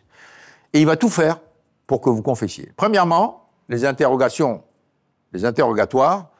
vous n'avez pas d'avocat. Vous êtes tout seul avec le procureur et un traducteur. C'est tout. Les comptes rendus sont faits en japonais. Vous devez leur faire confiance. Donc, vous ne savez pas ce qui est écrit. Et donc, vous signez? Oui. Vous êtes obligé de signer. Hein. Vous êtes en prison, vous êtes en lama, vous êtes obligé de signer. 2, les interrogatoires peuvent durer jusqu'à 10 heures par jour. Questions répétées tout le temps. Et à chaque fois, pratiquement à chaque séance, Monsieur Ghosn, si vous confessez, on arrête. Vous sortez? Non, vous ne sortez pas. Hein. On en tire les conséquences. Si vous ne confessez pas, on va venir avec de nouvelles accusations et on va en trouver. Comme ça. Et non seulement sur vous, mais sur votre famille. Mais ça, c'est enregistré. C'est incroyable. Quand on avait demandé, quand la presse, une fois que j'ai dit ça, avait demandé une copie des enregistrements, ils ont dit, non, attendez, il y a des choses très sensibles, on ne peut pas vous donner des copies des enregistrements du témoignage de Carlos Ghosn. Bon, et tout est à l'avenant. Pourquoi ils ne vous ont pas tout simplement licencié s'ils ne voulaient plus de vous, les Japonais? Pourquoi ils sont rentrés dans un truc comme ça? Parce que pour licencier un patron, il faut réunir un conseil d'administration. Dans ce conseil d'administration, il y a un débat. Ils ne voulaient pas ça. Et tout le monde n'était pas forcément d'accord. Premièrement. Et puis surtout, si vous êtes présent, vous allez vous défendre. Ils n'étaient pas sûrs d'avoir la majorité, compte tenu de la faiblesse de leurs arguments. Bon, ils auraient pu vous tuer, hein. Ils auraient pu organiser un accident ou un truc comme ça. Oui, si un État veut... Mais ils se sont dit, finalement, la justice est aussi efficace. Parce que, attention, hein, ils n'ont jamais pensé que vous allez sortir du Japon. Jamais. Donc vous mettez dans l'idée en disant, on arrête quelqu'un, il est là pour la vie. Ils ne savaient pas que vous alliez pouvoir vous enfuir? Bien sûr. Parce que... Ils n'avaient pas imaginé ça, vous croyez? Non, mais personne ne s'est enfui du Japon sur les 40 dernières années. Ça n'existe pas, ça. Il n'y a pas de précédent. Et d'ailleurs, quand les procureurs se sont opposés à la caution pour la libération, ils n'ont pas cité la fuite. Ils considéraient que la fuite était impossible. C'était pas une option. Ils ont considéré que je pouvais influencer les témoins, je pouvais faire ceci. Mais ils n'ont pas du tout considéré la fuite parce que pour eux, c'était pas une option. Et comment vous allez prévoir ça? Préparer? Comment est-ce que ça va arriver? Déjà dans votre tête, j'imagine qu'on a tout de suite envie de sortir d'une prison de... Oh là là, non, c'est pas tellement ça. Au départ, j'étais décidé à me battre. C'est que d'un côté, il y avait 2 éléments qui ont été importants. D'un côté, vous avez mes avocats qui me disaient, vous avez un cas très solide, on a beaucoup de chances de gagner en justice, mais ne vous attendez pas à ce que ce soit fair. Ça ne va pas être équilibré, vous allez avoir beaucoup de choses à charge contre vous. Ça, c'est d'un côté. Donc, il diminuait un peu mes espoirs de vous en sortir correctement. Vraiment d'avoir justice. Mais de l'autre côté, quand ils m'ont imposé de ne pas voir mon épouse et ni de parler avec elle, j'ai dit, mais bon, ça, ils veulent ta peau. Hein. Ça, c'est plus une question de justice. Ça, c'est une question de vraiment vous liquider, de vous détruire le moral, de vous pousser à la dépression, au désarroi le plus total, pour avoir un total contrôle. Et ça, c'était pour moi inacceptable. Vous savez, c'est quand j'ai commencé à organiser cela, c'est quelques mois avant mon départ, très peu de mois avant mon départ. Ce qu'on dit, je pense que c'est Lao Tzu qui disait ça. Il disait, quand quelqu'un vous aime, il vous donne de la force. Quand vous aimez quelqu'un, il vous donne du courage. Et moi, j'avais cette chance. C'est-à-dire que j'ai eu la force et le courage de le faire. Parce que quelque part, il y avait beaucoup d'amour dans ma vie. Et je pense déjà que c'est un privilège. Hein, c'est un privilège. Plus important. Et ça m'a beaucoup aidé à franchir toutes les étapes jusqu'à l'arrivée. Même si je savais dès le départ que les chances de réussite étaient quand même très faibles. Ah, c'est vrai. Même quand là, vous partez dans la malle, vous allez réussir à sortir les business. Il y avait beaucoup de choses qui pouvaient foirer. Hein. Un, s'il avait décidé de mettre la malle au rayon, c'était fini. Ouais. Hein. Deux, s'il y avait le moindre problème dans le transport de la malle, c'était fini. Trois, si en arrivant en Turquie, il y avait la moindre tentative des Turcs d'aller regarder ce qu'il y avait dans l'avion, c'était fini. Donc, il y avait quand même beaucoup de probabilité que quelque chose aille mal. C'était le 29 décembre 2019. Ouais. Juste pour comprendre, vous commencez par quoi quand vous avez cette idée de vous enfuir? Quel est ce que vous voulez bien dire? Parce que je ne veux pas.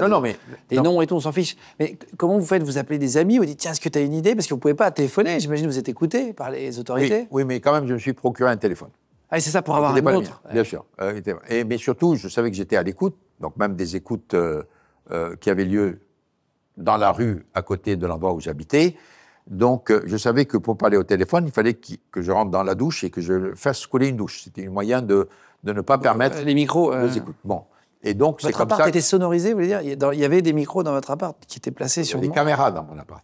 Les procureurs avaient imposé des caméras dans mon appart, mais je savais aussi que non seulement mon téléphone était sous écoute, forcément, oui. Et vous savez, de temps en temps, il y a des petites camionnettes avec des écoutes un peu sophistiquées qui vous permettent d'écouter à distance. De l'extérieur. On l'a montré dans un reportage avec Sébastien Lecornu, le ministre des Armées, précédemment ministre des Armées, en tout cas avant d'être Premier ministre. Oui, donc je savais qu'il devait y avoir le secret absolu autour de cela. Donc moi, quand je communiquais avec les gens qui m'ont aidé à sortir, c'était toujours dans la douche, avec une douche qui coule, de façon à ce qu'aucun bruit, aucun son ne puisse être compréhensible. Donc j'ai mené cela au téléphone. Mais je savais, une fois qu'on a choisi l'aéroport où il fallait partir, la date où il fallait partir, parce que tout ça, ça fait l'objet d'un certain nombre d'examens. Hein, l'aéroport d'Osaka, ce n'était pas une coïncidence, parce que c'était un des aéroports qui était le moins surveillé du Japon. Le 29 décembre, pourquoi? Parce qu'il y a souvent des remplaçants. Il y a des gens qui partent. C'est les vacances. C'est les vacances. Ils mettent des remplaçants. Les remplaçants... Moins carré, peut-être, à des moments... Moins carré, ils laissent passer des tas de choses qu'un professionnel ne laisse pas passer. Donc, tout ça, ça avait été étudié. Mais il y avait quand même beaucoup de dangers que vous fassiez coincer. Mais vous connaissiez ces gens qui vous ont aidé, ou vous en avez trouvé un qui a fait une équipe? Non, je connaissais la personne qui m'a mis en contact avec ces personnes-là, mais je ne les connaissais pas. Ah, vous n'aviez jamais vu avant de sortir? Je ne connaissais pas encore. Mais je faisais confiance, parce que je faisais confiance à la personne qui m'a mis en contact avec. Et c'était des anciens militaires, des gars qui avaient de l'expérience sur ce genre de... Non, ça leur faisait pas peur. Non, c'était des personnes aussi qui avaient fait ce genre d'opération, mais pas sur le Japon. Et donc, ils vont vous proposer plusieurs scénarios. Est-ce qu'ils vont vous dire, là, il y a 30% de réussite, si vous sortez comme ça, c'est 50%? Il y avait le scénario maritime, il y avait le scénario de l'avion. Dans l'avion, il y avait l'avion commercial, il y avait l'avion privé. Enfin, il y a eu plusieurs scénarios. Et au fur et à mesure, on a éliminé tous les scénarios pour arriver à celui-là. Et pourquoi pas en bateau? C'était pas plus simple de monter dans un truc Oui, mais le problème, c'est qu'au bout de 3 jours, vous ne pouvez pas cacher que vous n'êtes plus là. Et donc, 3 jours après au Japon, vous êtes encore dans les eaux. Hein. Ouais. Donc la possibilité de vous récupérer des fois. Non, il fallait sortir vite et arriver vite dans un endroit sûr. Et le Liban savait que vous alliez arriver ou c'est... Non, pas du tout. Vraiment... Non, pas du tout. Non, mais attendez. Vous savez, le secret d'opérations de ce type, c'est le secret. Si vous commencez à mettre au courant des tas de gens, c'est tellement sensationnel que le risque de fuite est énorme. Donc, ça ressemble à un film là, que vous avez vécu. Ah oui. Et donc, ils vous disent, telle date, telle heure, vous allez là, et vous allez sortir de chez vous comme d'habitude. Vous aviez pris l'habitude d'aller dans un hôtel à côté pour boire des cafés, etc., enfin, être au bar. Donc, ils n'ont pas trouvé ça étonnant. Et vous aviez changé de tenue au moment où vous arrivez dans le bar. Dans une chambre de l'hôtel, et je suis reparti en portant des habits que je ne porte jamais. Ça, c'était une des conditions. Il ne faut pas du tout que les gens puissent trouver une similarité quelconque entre cette personne la silhouette habituelle. Et moi. Voilà, silhouette habituelle. Donc, il faut porter un jean, on ne portait pas. Il faut porter des baskets alors qu'on n'en porte pas. Il faut acheter un truc chez Zara, bien. Hein. Il faut mettre un masque, il faut porter des lunettes. Enfin, je dirais tout un tas de détails pour que... Et puis, il ne faut surtout pas ouvrir la bouche. Il ne faut pas que la voix soit reconnaissable. Donc, moi, j'ai passé plusieurs heures, je n'ai pas dit un mot. Hein. Même dans le train, je n'ai pas dit un mot. Même quand on était proche de l'aéroport, je n'ai pas dit un mot jusqu'à être dans la caisse. Et une fois qu'on était dans la caisse, évidemment, le silence était d'or. Vous deviez avoir un BPM, là, le cœur qui devait battre pendant toute une journée, ça devait être... Vous êtes tendu, bien sûr, vous êtes tendu. Vous n'avez pas peur, vous êtes tendu. Mais vous voulez concentré, quoi. Vous voulez quoi, bien sûr. Très concentré, vous êtes tendu, vous voulez que ça marche. Et donc, ils vous mettent dans une malle, donc un fly case, donc c'est malle comme pour les concerts, pour des instruments de musique notamment. Donc, c'est sur roulette, c'est très lourd, hein, voilà. De base, c'est très lourd, donc on ne voit pas s'il y a... Voilà. Et vous n'allez pas être scanné à l'aéroport comme toutes les malles. Non. Comment ça se fait, ils ont... Ben, parce que dans cet aéroport, ça passait de temps en temps. Ils avaient remarqué qu'ils ne scannaient pas 100%. Elle était grosse, donc ils ont... Oui, elle était grosse. Et puis, ils ont raconté une histoire qui, manifestement, est passée comme étant crédible. C'était des musiciens qui avaient un concert en Turquie, qu'il fallait qu'ils partent, qu'il ne fallait pas... disons que ces instruments étaient vraiment fragiles. Il ne fallait pas scanner le truc, ça pouvait... pas les scanner parce que ça pouvait les dérégler. Etc. Donc, ça a quand même passé. Ça fait vous entendiez miracle. Vous entendiez quand vous étiez dans la malle? Des baragouinets en japonais, en anglais, bien sûr. Putain, là, ça devait pas être agréable. Hein. Non, c'était pas agréable. Moi, ce qui était agréable, c'est le bruit de l'avion. Quand ça a passé, moi j'étais en soute. Non, oui. Non, mais quand parce que vous roulez, vous savez pas où vous êtes. Vous entendez des gens parler autour de vous. Mais c'est au moment où vous savez que vous êtes sur la piste. Vous entendez le bruit de l'avion, vous dites... Qui accélère là. Ça y est. Mais bon, jusqu'au dernier moment, vous disiez, il faut attendre... Il faut attendre. Enfin, jusqu'au dernier moment, le dernier moment, c'était vraiment l'arrivée à Beyrouth. Hein. Attends, mais parce que même en Turquie, vous aviez un risque. Attends, juste pour terminer, quand vous êtes en soute, il fait très froid en soute, non? On peut mourir, non? Une fois qu'on a décollé, qu'on a passé le territoire japonais, je suis sorti. Mais dans la soute, vous avez ouvert la malle? Je suis sorti, oui, on venait me sortir, je me suis installé, donc on a mangé, on a papoté avec les gens qui sont venus m'aider. Et puis, quand on a atterri en Turquie, c'était très tôt le matin, il était 4 heures du matin, je me rappelle, il pleuvait beaucoup. Donc, je suis descendu de l'avion et je suis monté dans un autre avion qui m'a amené à Beyrouth. Et l'autre avion, vous êtes monté en tant que Carlos Ghosn? Il n'y a plus de problème. Ah oui? Ouais. Putain. Vous avez pleuré de bonheur ou pas, à un moment donné? Est-ce que les nerfs lâchent quand on vit un truc comme ça de... Non, moi, le soulagement est venu quand j'ai rencontré mon épouse à Beyrouth. Voilà, la première fois que je la voyais depuis très très longtemps. Puis c'était un cauchemar qui passait, quoi, tout d'un coup. Vous avez dit, ça y est, ouais. Incroyable. Et vos enfants, vous attendez? Non, bah, du coup, personne ne savait? Ils n'étaient pas là, ils ne savaient pas. Ils sont tous venus après. Ils ont voyagé, ils étaient aux États-Unis, en Suisse, ils sont tous venus me voir, puisque c'était Noël. Hein. Enfin, c'était le jour de l'an. C'était le jour de l'an. Ouais. Et vous n'avez pas eu, enfin, je ne sais pas comment ça se passe, vous n'avez pas été inquiet qu'il y ait des services secrets japonais qui viennent vous chercher? C'était une inquiétude? Dans un premier temps, ce n'était pas les services secrets, c'était toute la presse japonaise, c'était à Beyrouth. Hein. Ils étaient tous devant la maison que j'habite à Beyrouth, et ça a duré pendant 2 semaines, pratiquement. Parce que vous savez qu'à mon arrivée, j'ai annoncé que j'allais faire une conférence de presse. La première depuis les événements. Et donc, j'avais la presse mondiale. Hein. Et donc, j'avais toute la presse japonaise. Et ils sont restés à Beyrouth très longtemps. La presse, oui? Oui, la presse japonaise. Donc, ils étaient devant la maison, et ils espéraient avoir une interview. À ma sortie, à ma rentrée, effectivement, ils n'ont rien eu, donc ils sont repartis derrière. Parce que je crois qu'au Japon, on ne peut pas avoir un procès par contumace, c'est-à-dire à distance. C'est-à-dire que quand vous n'êtes pas là-bas, le procès, entre guillemets, s'arrête. S'arrête. Voilà. Et vous ont demandé de revenir ou pas? Ils vous ont fait une demande officielle vous êtes convoqué? Écoutez, moi, il y a eu deux faits assez cocasses. C'est que quand je suis arrivé à Beyrouth, vous savez, il y a eu 48 heures où il y a eu des interrogations. Il y a eu des rumeurs. Et puis, à un moment, j'ai sorti mon communiqué en disant, voilà, je ne fuis pas la justice, je fuis l'injustice et la persécution. Et à ce moment-là, j'ai eu un entretien avec mes avocats japonais. Et à la fin de cet entretien, il y a un des avocats japonais qui était encore sous le choc, qui m'a dit, quand est-ce que vous rentrez à Tokyo? Il pensait vraiment que j'étais juste parti pour voir mon épouse et aller revenir. Je lui ai dit, je ne pense pas que vous allez me revoir bientôt à Tokyo. Et puis, il y a la déclaration du ministre de la ministre de la Justice à ce moment-là, qui avait dit, Monsieur Ghosn a intérêt à rentrer au Japon pour prouver son innocence. Alors, il y a eu branle-bas dans toute la presse mondiale en disant, attendez, c'est pas lui de prouver son innocence, c'est à vous de prouver qu'il est coupable. Mais je pense que c'était la seule personne honnête dans le système, parce qu'en fait, elle avait juste dévoilé le système. C'est-à-dire qu'une fois que vous êtes mis en accusation par un procureur, vous êtes coupable, et c'est à vous de prouver l'innocence. Ce qui est tout à fait contraire à tous les traités que le Japon a signés, tout à fait contraire aux droits de l'homme, à tout ce que vous voulez, mais ils s'en foutent. Ils disent au Japon, on fait ce qu'on veut.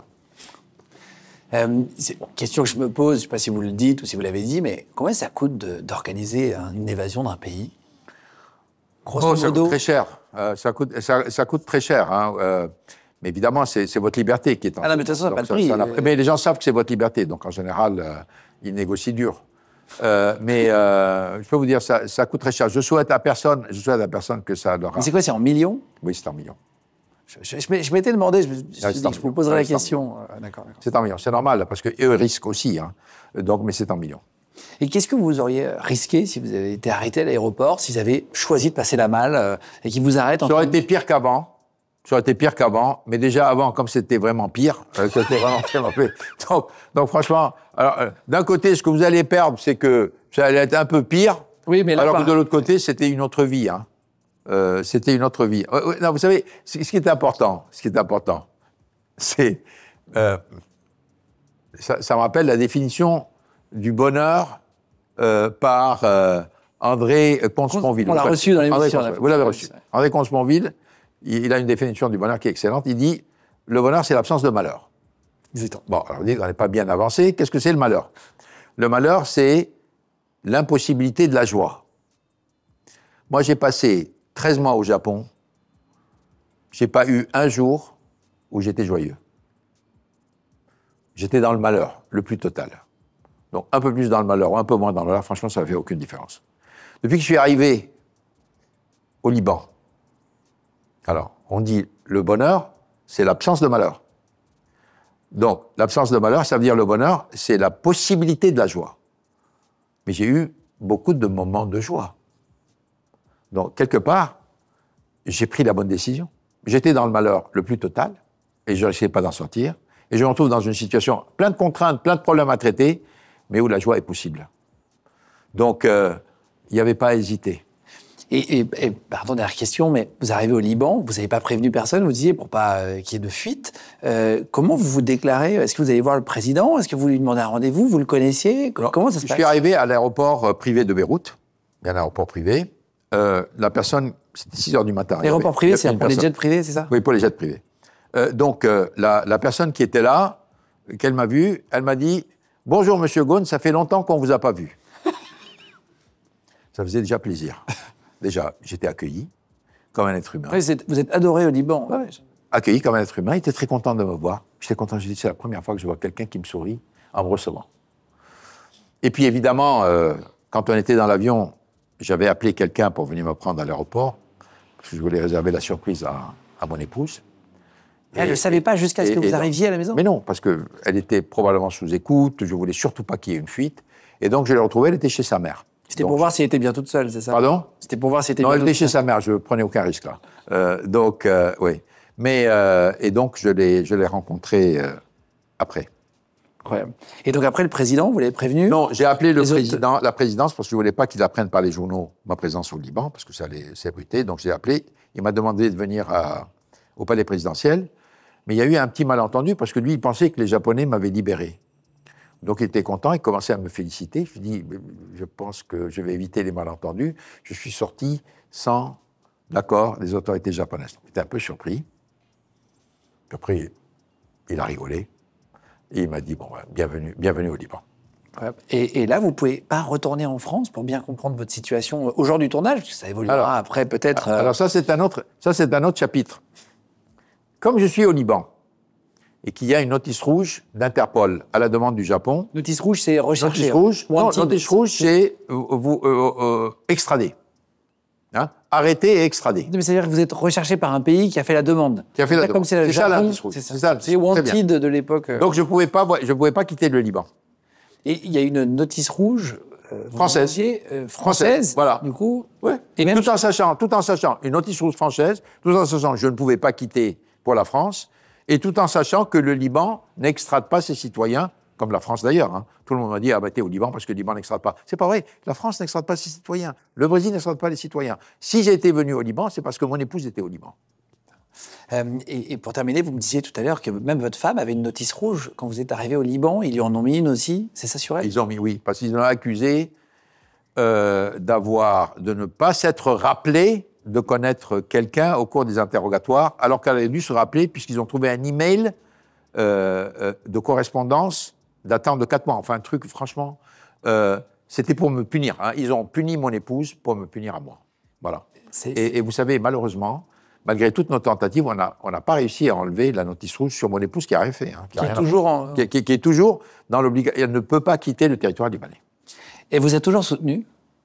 Elle a toujours été là avec vous, même quand vous ne pouviez pas lui parler? Mon épouse? Oui. Ah, toujours. Toujours. Toujours. Elle m'a donné la force de résister. Elle m'a donné la motivation aussi pour me battre. Bien sûr, mes enfants, mes sœurs, ma famille. Mais c'est elle qui a le plus subi les foudres un peu du cynisme et de la violence japonaise. Hein. Ils l'ont punie à elle parce qu'elle a osé remettre en cause publiquement le système japonais et qu'elle a demandé à plusieurs reprises, devant toutes les grandes chaînes de télévision américaines, françaises, elle a dit ce qui était en train de se passer. Qu'est-ce qui vous a le plus touché qu'elle a fait pour vous dans cette période-là? Vous vous êtes dit, là, vraiment, je ne me suis pas trompé? Parce que c'est dans ces moments-là qu'on le voit. Bah, vous savez, elle était venue me voir au Japon. Une fois, il l'avait autorisé à venir, donc j'étais en prison à ce moment-là. Je l'avais vue, donc c'était assez fort, c'est la première fois que je la voyais. Et je lui dis, j'espère que ça ne change rien pour nous. Et elle m'a dit, tu me connais vraiment pas. C'est très fort. Ouais. Ça fait des années que vous êtes mariés? 2016. C'est quand on passe des périodes de brouillard comme ça, après, c'est indestructible, un couple. Oui, c'est très fort après. Vous avez 4 enfants, on n'a oui. pas trop abordé le sujet. Caroline, oui. Anthony, Maya et Nadine, oui. qui sont nés d'un premier mariage. Oui. 1 an après votre arrestation, ils ont écrit une tribune, je crois que c'est comme ça qu'on dit, oui. une tribune, oui. Pour réclamer un procès juste et dénoncer le système judiciaire japonais. Oui. Ça, voilà. Oui. Ils vous ont jamais lâché non plus? Non, jamais. Jamais. Les enfants n'ont jamais lâché, mon épouse ne m'a jamais lâché. Il y a beaucoup d'autres personnes, mes sœurs ne m'ont jamais lâché, sont venues au Japon systématiquement. J'ai beaucoup d'amis qui sont venus au Japon me visiter, alors que tout le monde leur disait il ne faut pas aller au Japon, vous ne savez jamais ce qui risque de se passer. Mais il y a beaucoup de gens qui ont eu le courage de venir, malgré tout cela. C'est-à-dire que, quelque part, pour moi, j'ai pu faire au travers de cette période le tri entre les gens sur lesquels vous pouviez vraiment compter. Et ceux qui n'étaient que des hasards de circonstances. Il y en a beaucoup moins, du coup, ceux sur qui on peut compter. Hein. Évidemment. Pour terminer, là, je parle au père, mais quelle est la chose la plus importante que vous ayez transmise à vos enfants? Les 4 enfants.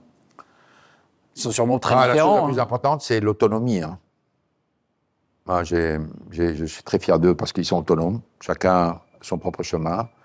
Ils ont construit leurs propres affaires, ils ont fait leurs propres trous, ils vivent leur propre vie dans les pays qu'ils ont choisis. Je suis très fier d'eux. C'est l'autonomie. J'ai toujours dit, il faut être autonome. Et pour pouvoir être autonome, il faut que vous puissiez apporter une contribution. Il faut que vous soyez indispensable quelque part. Il faut vous rendre utile. Et ça, c'est le meilleur message qu'on puisse... Alors, bien sûr, il faut outiller les enfants. Il faut bien les éduquer. Il faut leur donner de bonnes universités.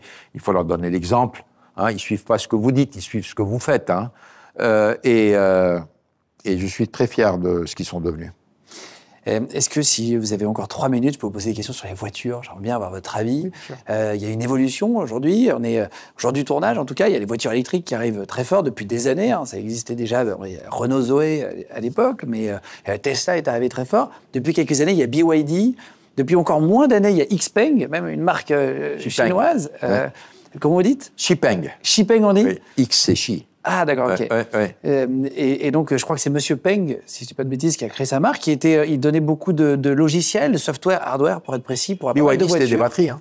Et BYD, c'était des batteries? Des batteries. Ah, ils sont tous virés à la voiture très peu de temps.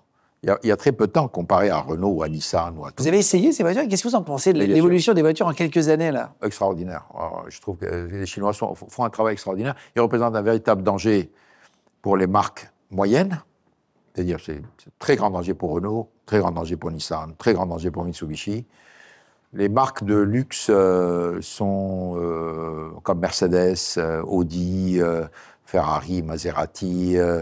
C'est un peu moins menacé, quoique les Chinois ont bien dit qu'ils allaient monter en gamme, mais je trouve que les constructeurs européens, américains, japonais, voire même coréens ont du souci à se faire. D'autant plus que souvent, ils sont managés par des gens qui n'ont malheureusement pas le niveau. Donc, si vous n'avez pas un leadership de taille, vous avez cette vague déferlante chinoise qui vous arrive avec de la technologie, des coûts, de la logistique, une ambition, un support inconditionnel par l'État chinois. Il faut vraiment être très créatif pour pouvoir faire face. Hein. Il va falloir être novateur dans les années qui arrivent pour les marques européennes. Il a toujours fallu être un novateur. Mais maintenant, c'est une question de vie ou de mort. Avant, ça passait encore. Hein. Donc, vous n'étiez pas novateur, mais ça passait.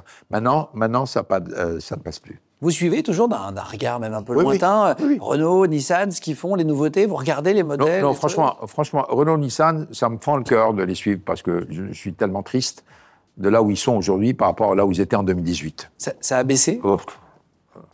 Les volumes ont baissé, les ambitions ont baissé, la technologie a baissé, même la valeur de l'action a baissé, hein, près de la moitié pour Renault, près des 2/3 de Nissan. Enfin, je dirais, non, franchement, ça me fait mal au cœur. Par contre, vous savez qu'il y a tous les distributeurs qui existent au Liban m'envoient souvent les nouvelles voitures qu'ils reçoivent en me disant on aimerait bien avoir votre avis. Donc, ils me donnent, je prends un week-end, une Xpeng ou une BYD ou la nouvelle Range Rover ou une nouvelle Mercedes pour la tester et de dire quel est mon avis. Hein, parce que, évidemment, ils ont la chance d'avoir quelqu'un qui connaît si bien à domicile et c'est gratuit puisque je conduis la voiture, ça me fait plaisir et je donne mon avis. Mais vous savez, je suis triste pour l'Alliance. Je suis triste pour l'Alliance parce que d'abord, elle n'existe plus, contrairement à tout ce qu'on nous raconte. Mais deuxièmement, surtout pour les employés, les actionnaires de Renault, Nissan, Mitsubishi, parce que quelque part, on les a trompés. Vous comparez là où ils sont en 2025 par rapport à 2018, qui est la dernière année dont je peux parler moi-même, ça n'a plus rien à voir. Et ça n'a plus rien à voir. Mais, comme on dit, ne nous prenons pas trop au sérieux, il n'y aura aucun survivant. Hein, c'est Alphonse Allais. Je trouve que cette phrase est absolument extraordinaire. Qu'est-ce qu'on peut vous souhaiter pour terminer? Là, on est venu vous voir à Beyrouth, ici au Liban. Je remercie d'ailleurs Émile qui nous a prêté gentiment sa maison et sa maman et sa sœur qui nous ont très bien accueillis. On a pu venir vous voir ici. D'ailleurs, juste petite anecdote, on est arrivé à la douane hier à l'aéroport. C'était un peu compliqué, ils ne voulaient pas trop nous laisser passer, qu'on ne prenait pas les papiers, on disait qu'on allait tourner un podcast, et vous êtes journaliste, non on n'est pas journaliste, mais pourquoi vous n'êtes pas journaliste, mais qu'est-ce que vous faites? Ils ne comprenaient pas trop. Quand j'ai dit que c'était pour vous, il y a eu un sourire sur le visage du douanier, et en fait ils ne comprenaient pas Carlos Ghosn, parce qu'on ne dit pas Carlos Ghosn ici. Ghosn. Et il m'a fait « Ah, Rawson, ok, welcome !» Et il nous a laissé passer. Oui, j'ai servi à quelque chose quand même, au moins pour vous. Hein. Vous avez eu un coup de tampon que vous n'aurez pas pu. C'était marrant parce qu'on ne dit pas pareil et du coup, ils ne comprenaient pas pourquoi. C'est vrai. En arabe, ça se prononce Rawson. Mais c'est difficile, Rawson, pour des Américains, des Français ou des Japonais. Donc Ghosn, c'est beaucoup plus facile. Mais je reviens à la question, vous dites qu'est-ce qu'on peut vous souhaiter? Mais là aussi, que la joie soit toujours possible, quoi. Donc un peu de bonheur quand même. Bon, ça c'est ce que vous pouvez me souhaiter. Mais d'un autre côté, vous savez, quand vous êtes dans une situation comme ça, dans laquelle vous vous retrouvez, où vous tombez d'un poste où vous êtes occupé tout le temps, à un moment où vous regagnez le temps, c'est là où vous vous rendez compte combien la vie est précieuse. Hein, et quand vous êtes dans le feu de l'action, vous ne vous en rendez pas compte. Hein. Je pense que c'est... Il y avait... Je ne vais pas vous citer du Montaigne, mais... hein, c'est une pas assez constante pensée de la mort ne donne pas assez de prix au plus petit moment de la vie. Et c'est tellement vrai. Et ça, vous ne le découvrez qu'à partir du moment où vous subissez un choc et vous vous retrouvez... Alors, avec des contraintes d'un côté, mais avec une richesse extraordinaire qui est celui de disposer de votre temps et de pouvoir décider finalement, vous et tout seul, qui sont les gens avec lesquels vous allez vivre et les gens que vous allez rencontrer. C'est plus facile maintenant que... là, on parle d'un film, on va dire un film professionnel. Quand on est à la fin du film professionnel, c'est plus facile à voir d'en haut. Qu'est-ce que vous auriez fait différemment? Dernière question. Là, maintenant, vous voyez votre carrière, les problèmes à la fin, etc. Deux choses différentes. Premièrement, j'aurais accepté le poste de General Motors en 2008. J'aurais jamais eu tous ces problèmes. On vous l'a proposé à l'époque. Oui, on m'avait proposé, ça venait du président Obama, puisqu'il avait des problèmes de la faillite de General Motors. Et Steve Ratner, qui était le quart tsar de Obama, m'avait appelé pour me dire, voilà, le job, il est pour toi, on ne veut pas venir dans l'Alliance, mais on veut que tu viennes aux États-Unis. J'ai dit, je ne peux pas quitter... Un capitaine ne peut pas quitter un navire en perdition. On était en pleine bourrasque financière. Je le regrette. Et deuxième regret, de ne pas être parti à la retraite en 2018. Quand vos enfants vous disiez? On dit toujours qu'il faut écouter ses parents et parfois il faut écouter ses enfants. Bah, vous voyez.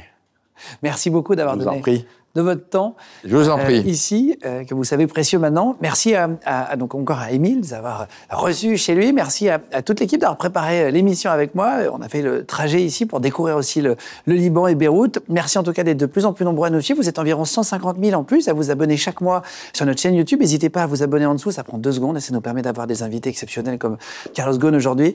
Et en tout cas, si vous nous écoutez en podcast audio sur la route ou si vous êtes en train de faire du sport, par exemple sur Spotify, Deezer, Apple Podcast ou Amazon Podcast, merci de faire de Légende le premier podcast de France. Je vous embrasse fort et puis on se retrouve très vite de toute façon pour une prochaine vidéo tous les mercredis, vendredis et dimanches sur Légende. Ciao tout le monde!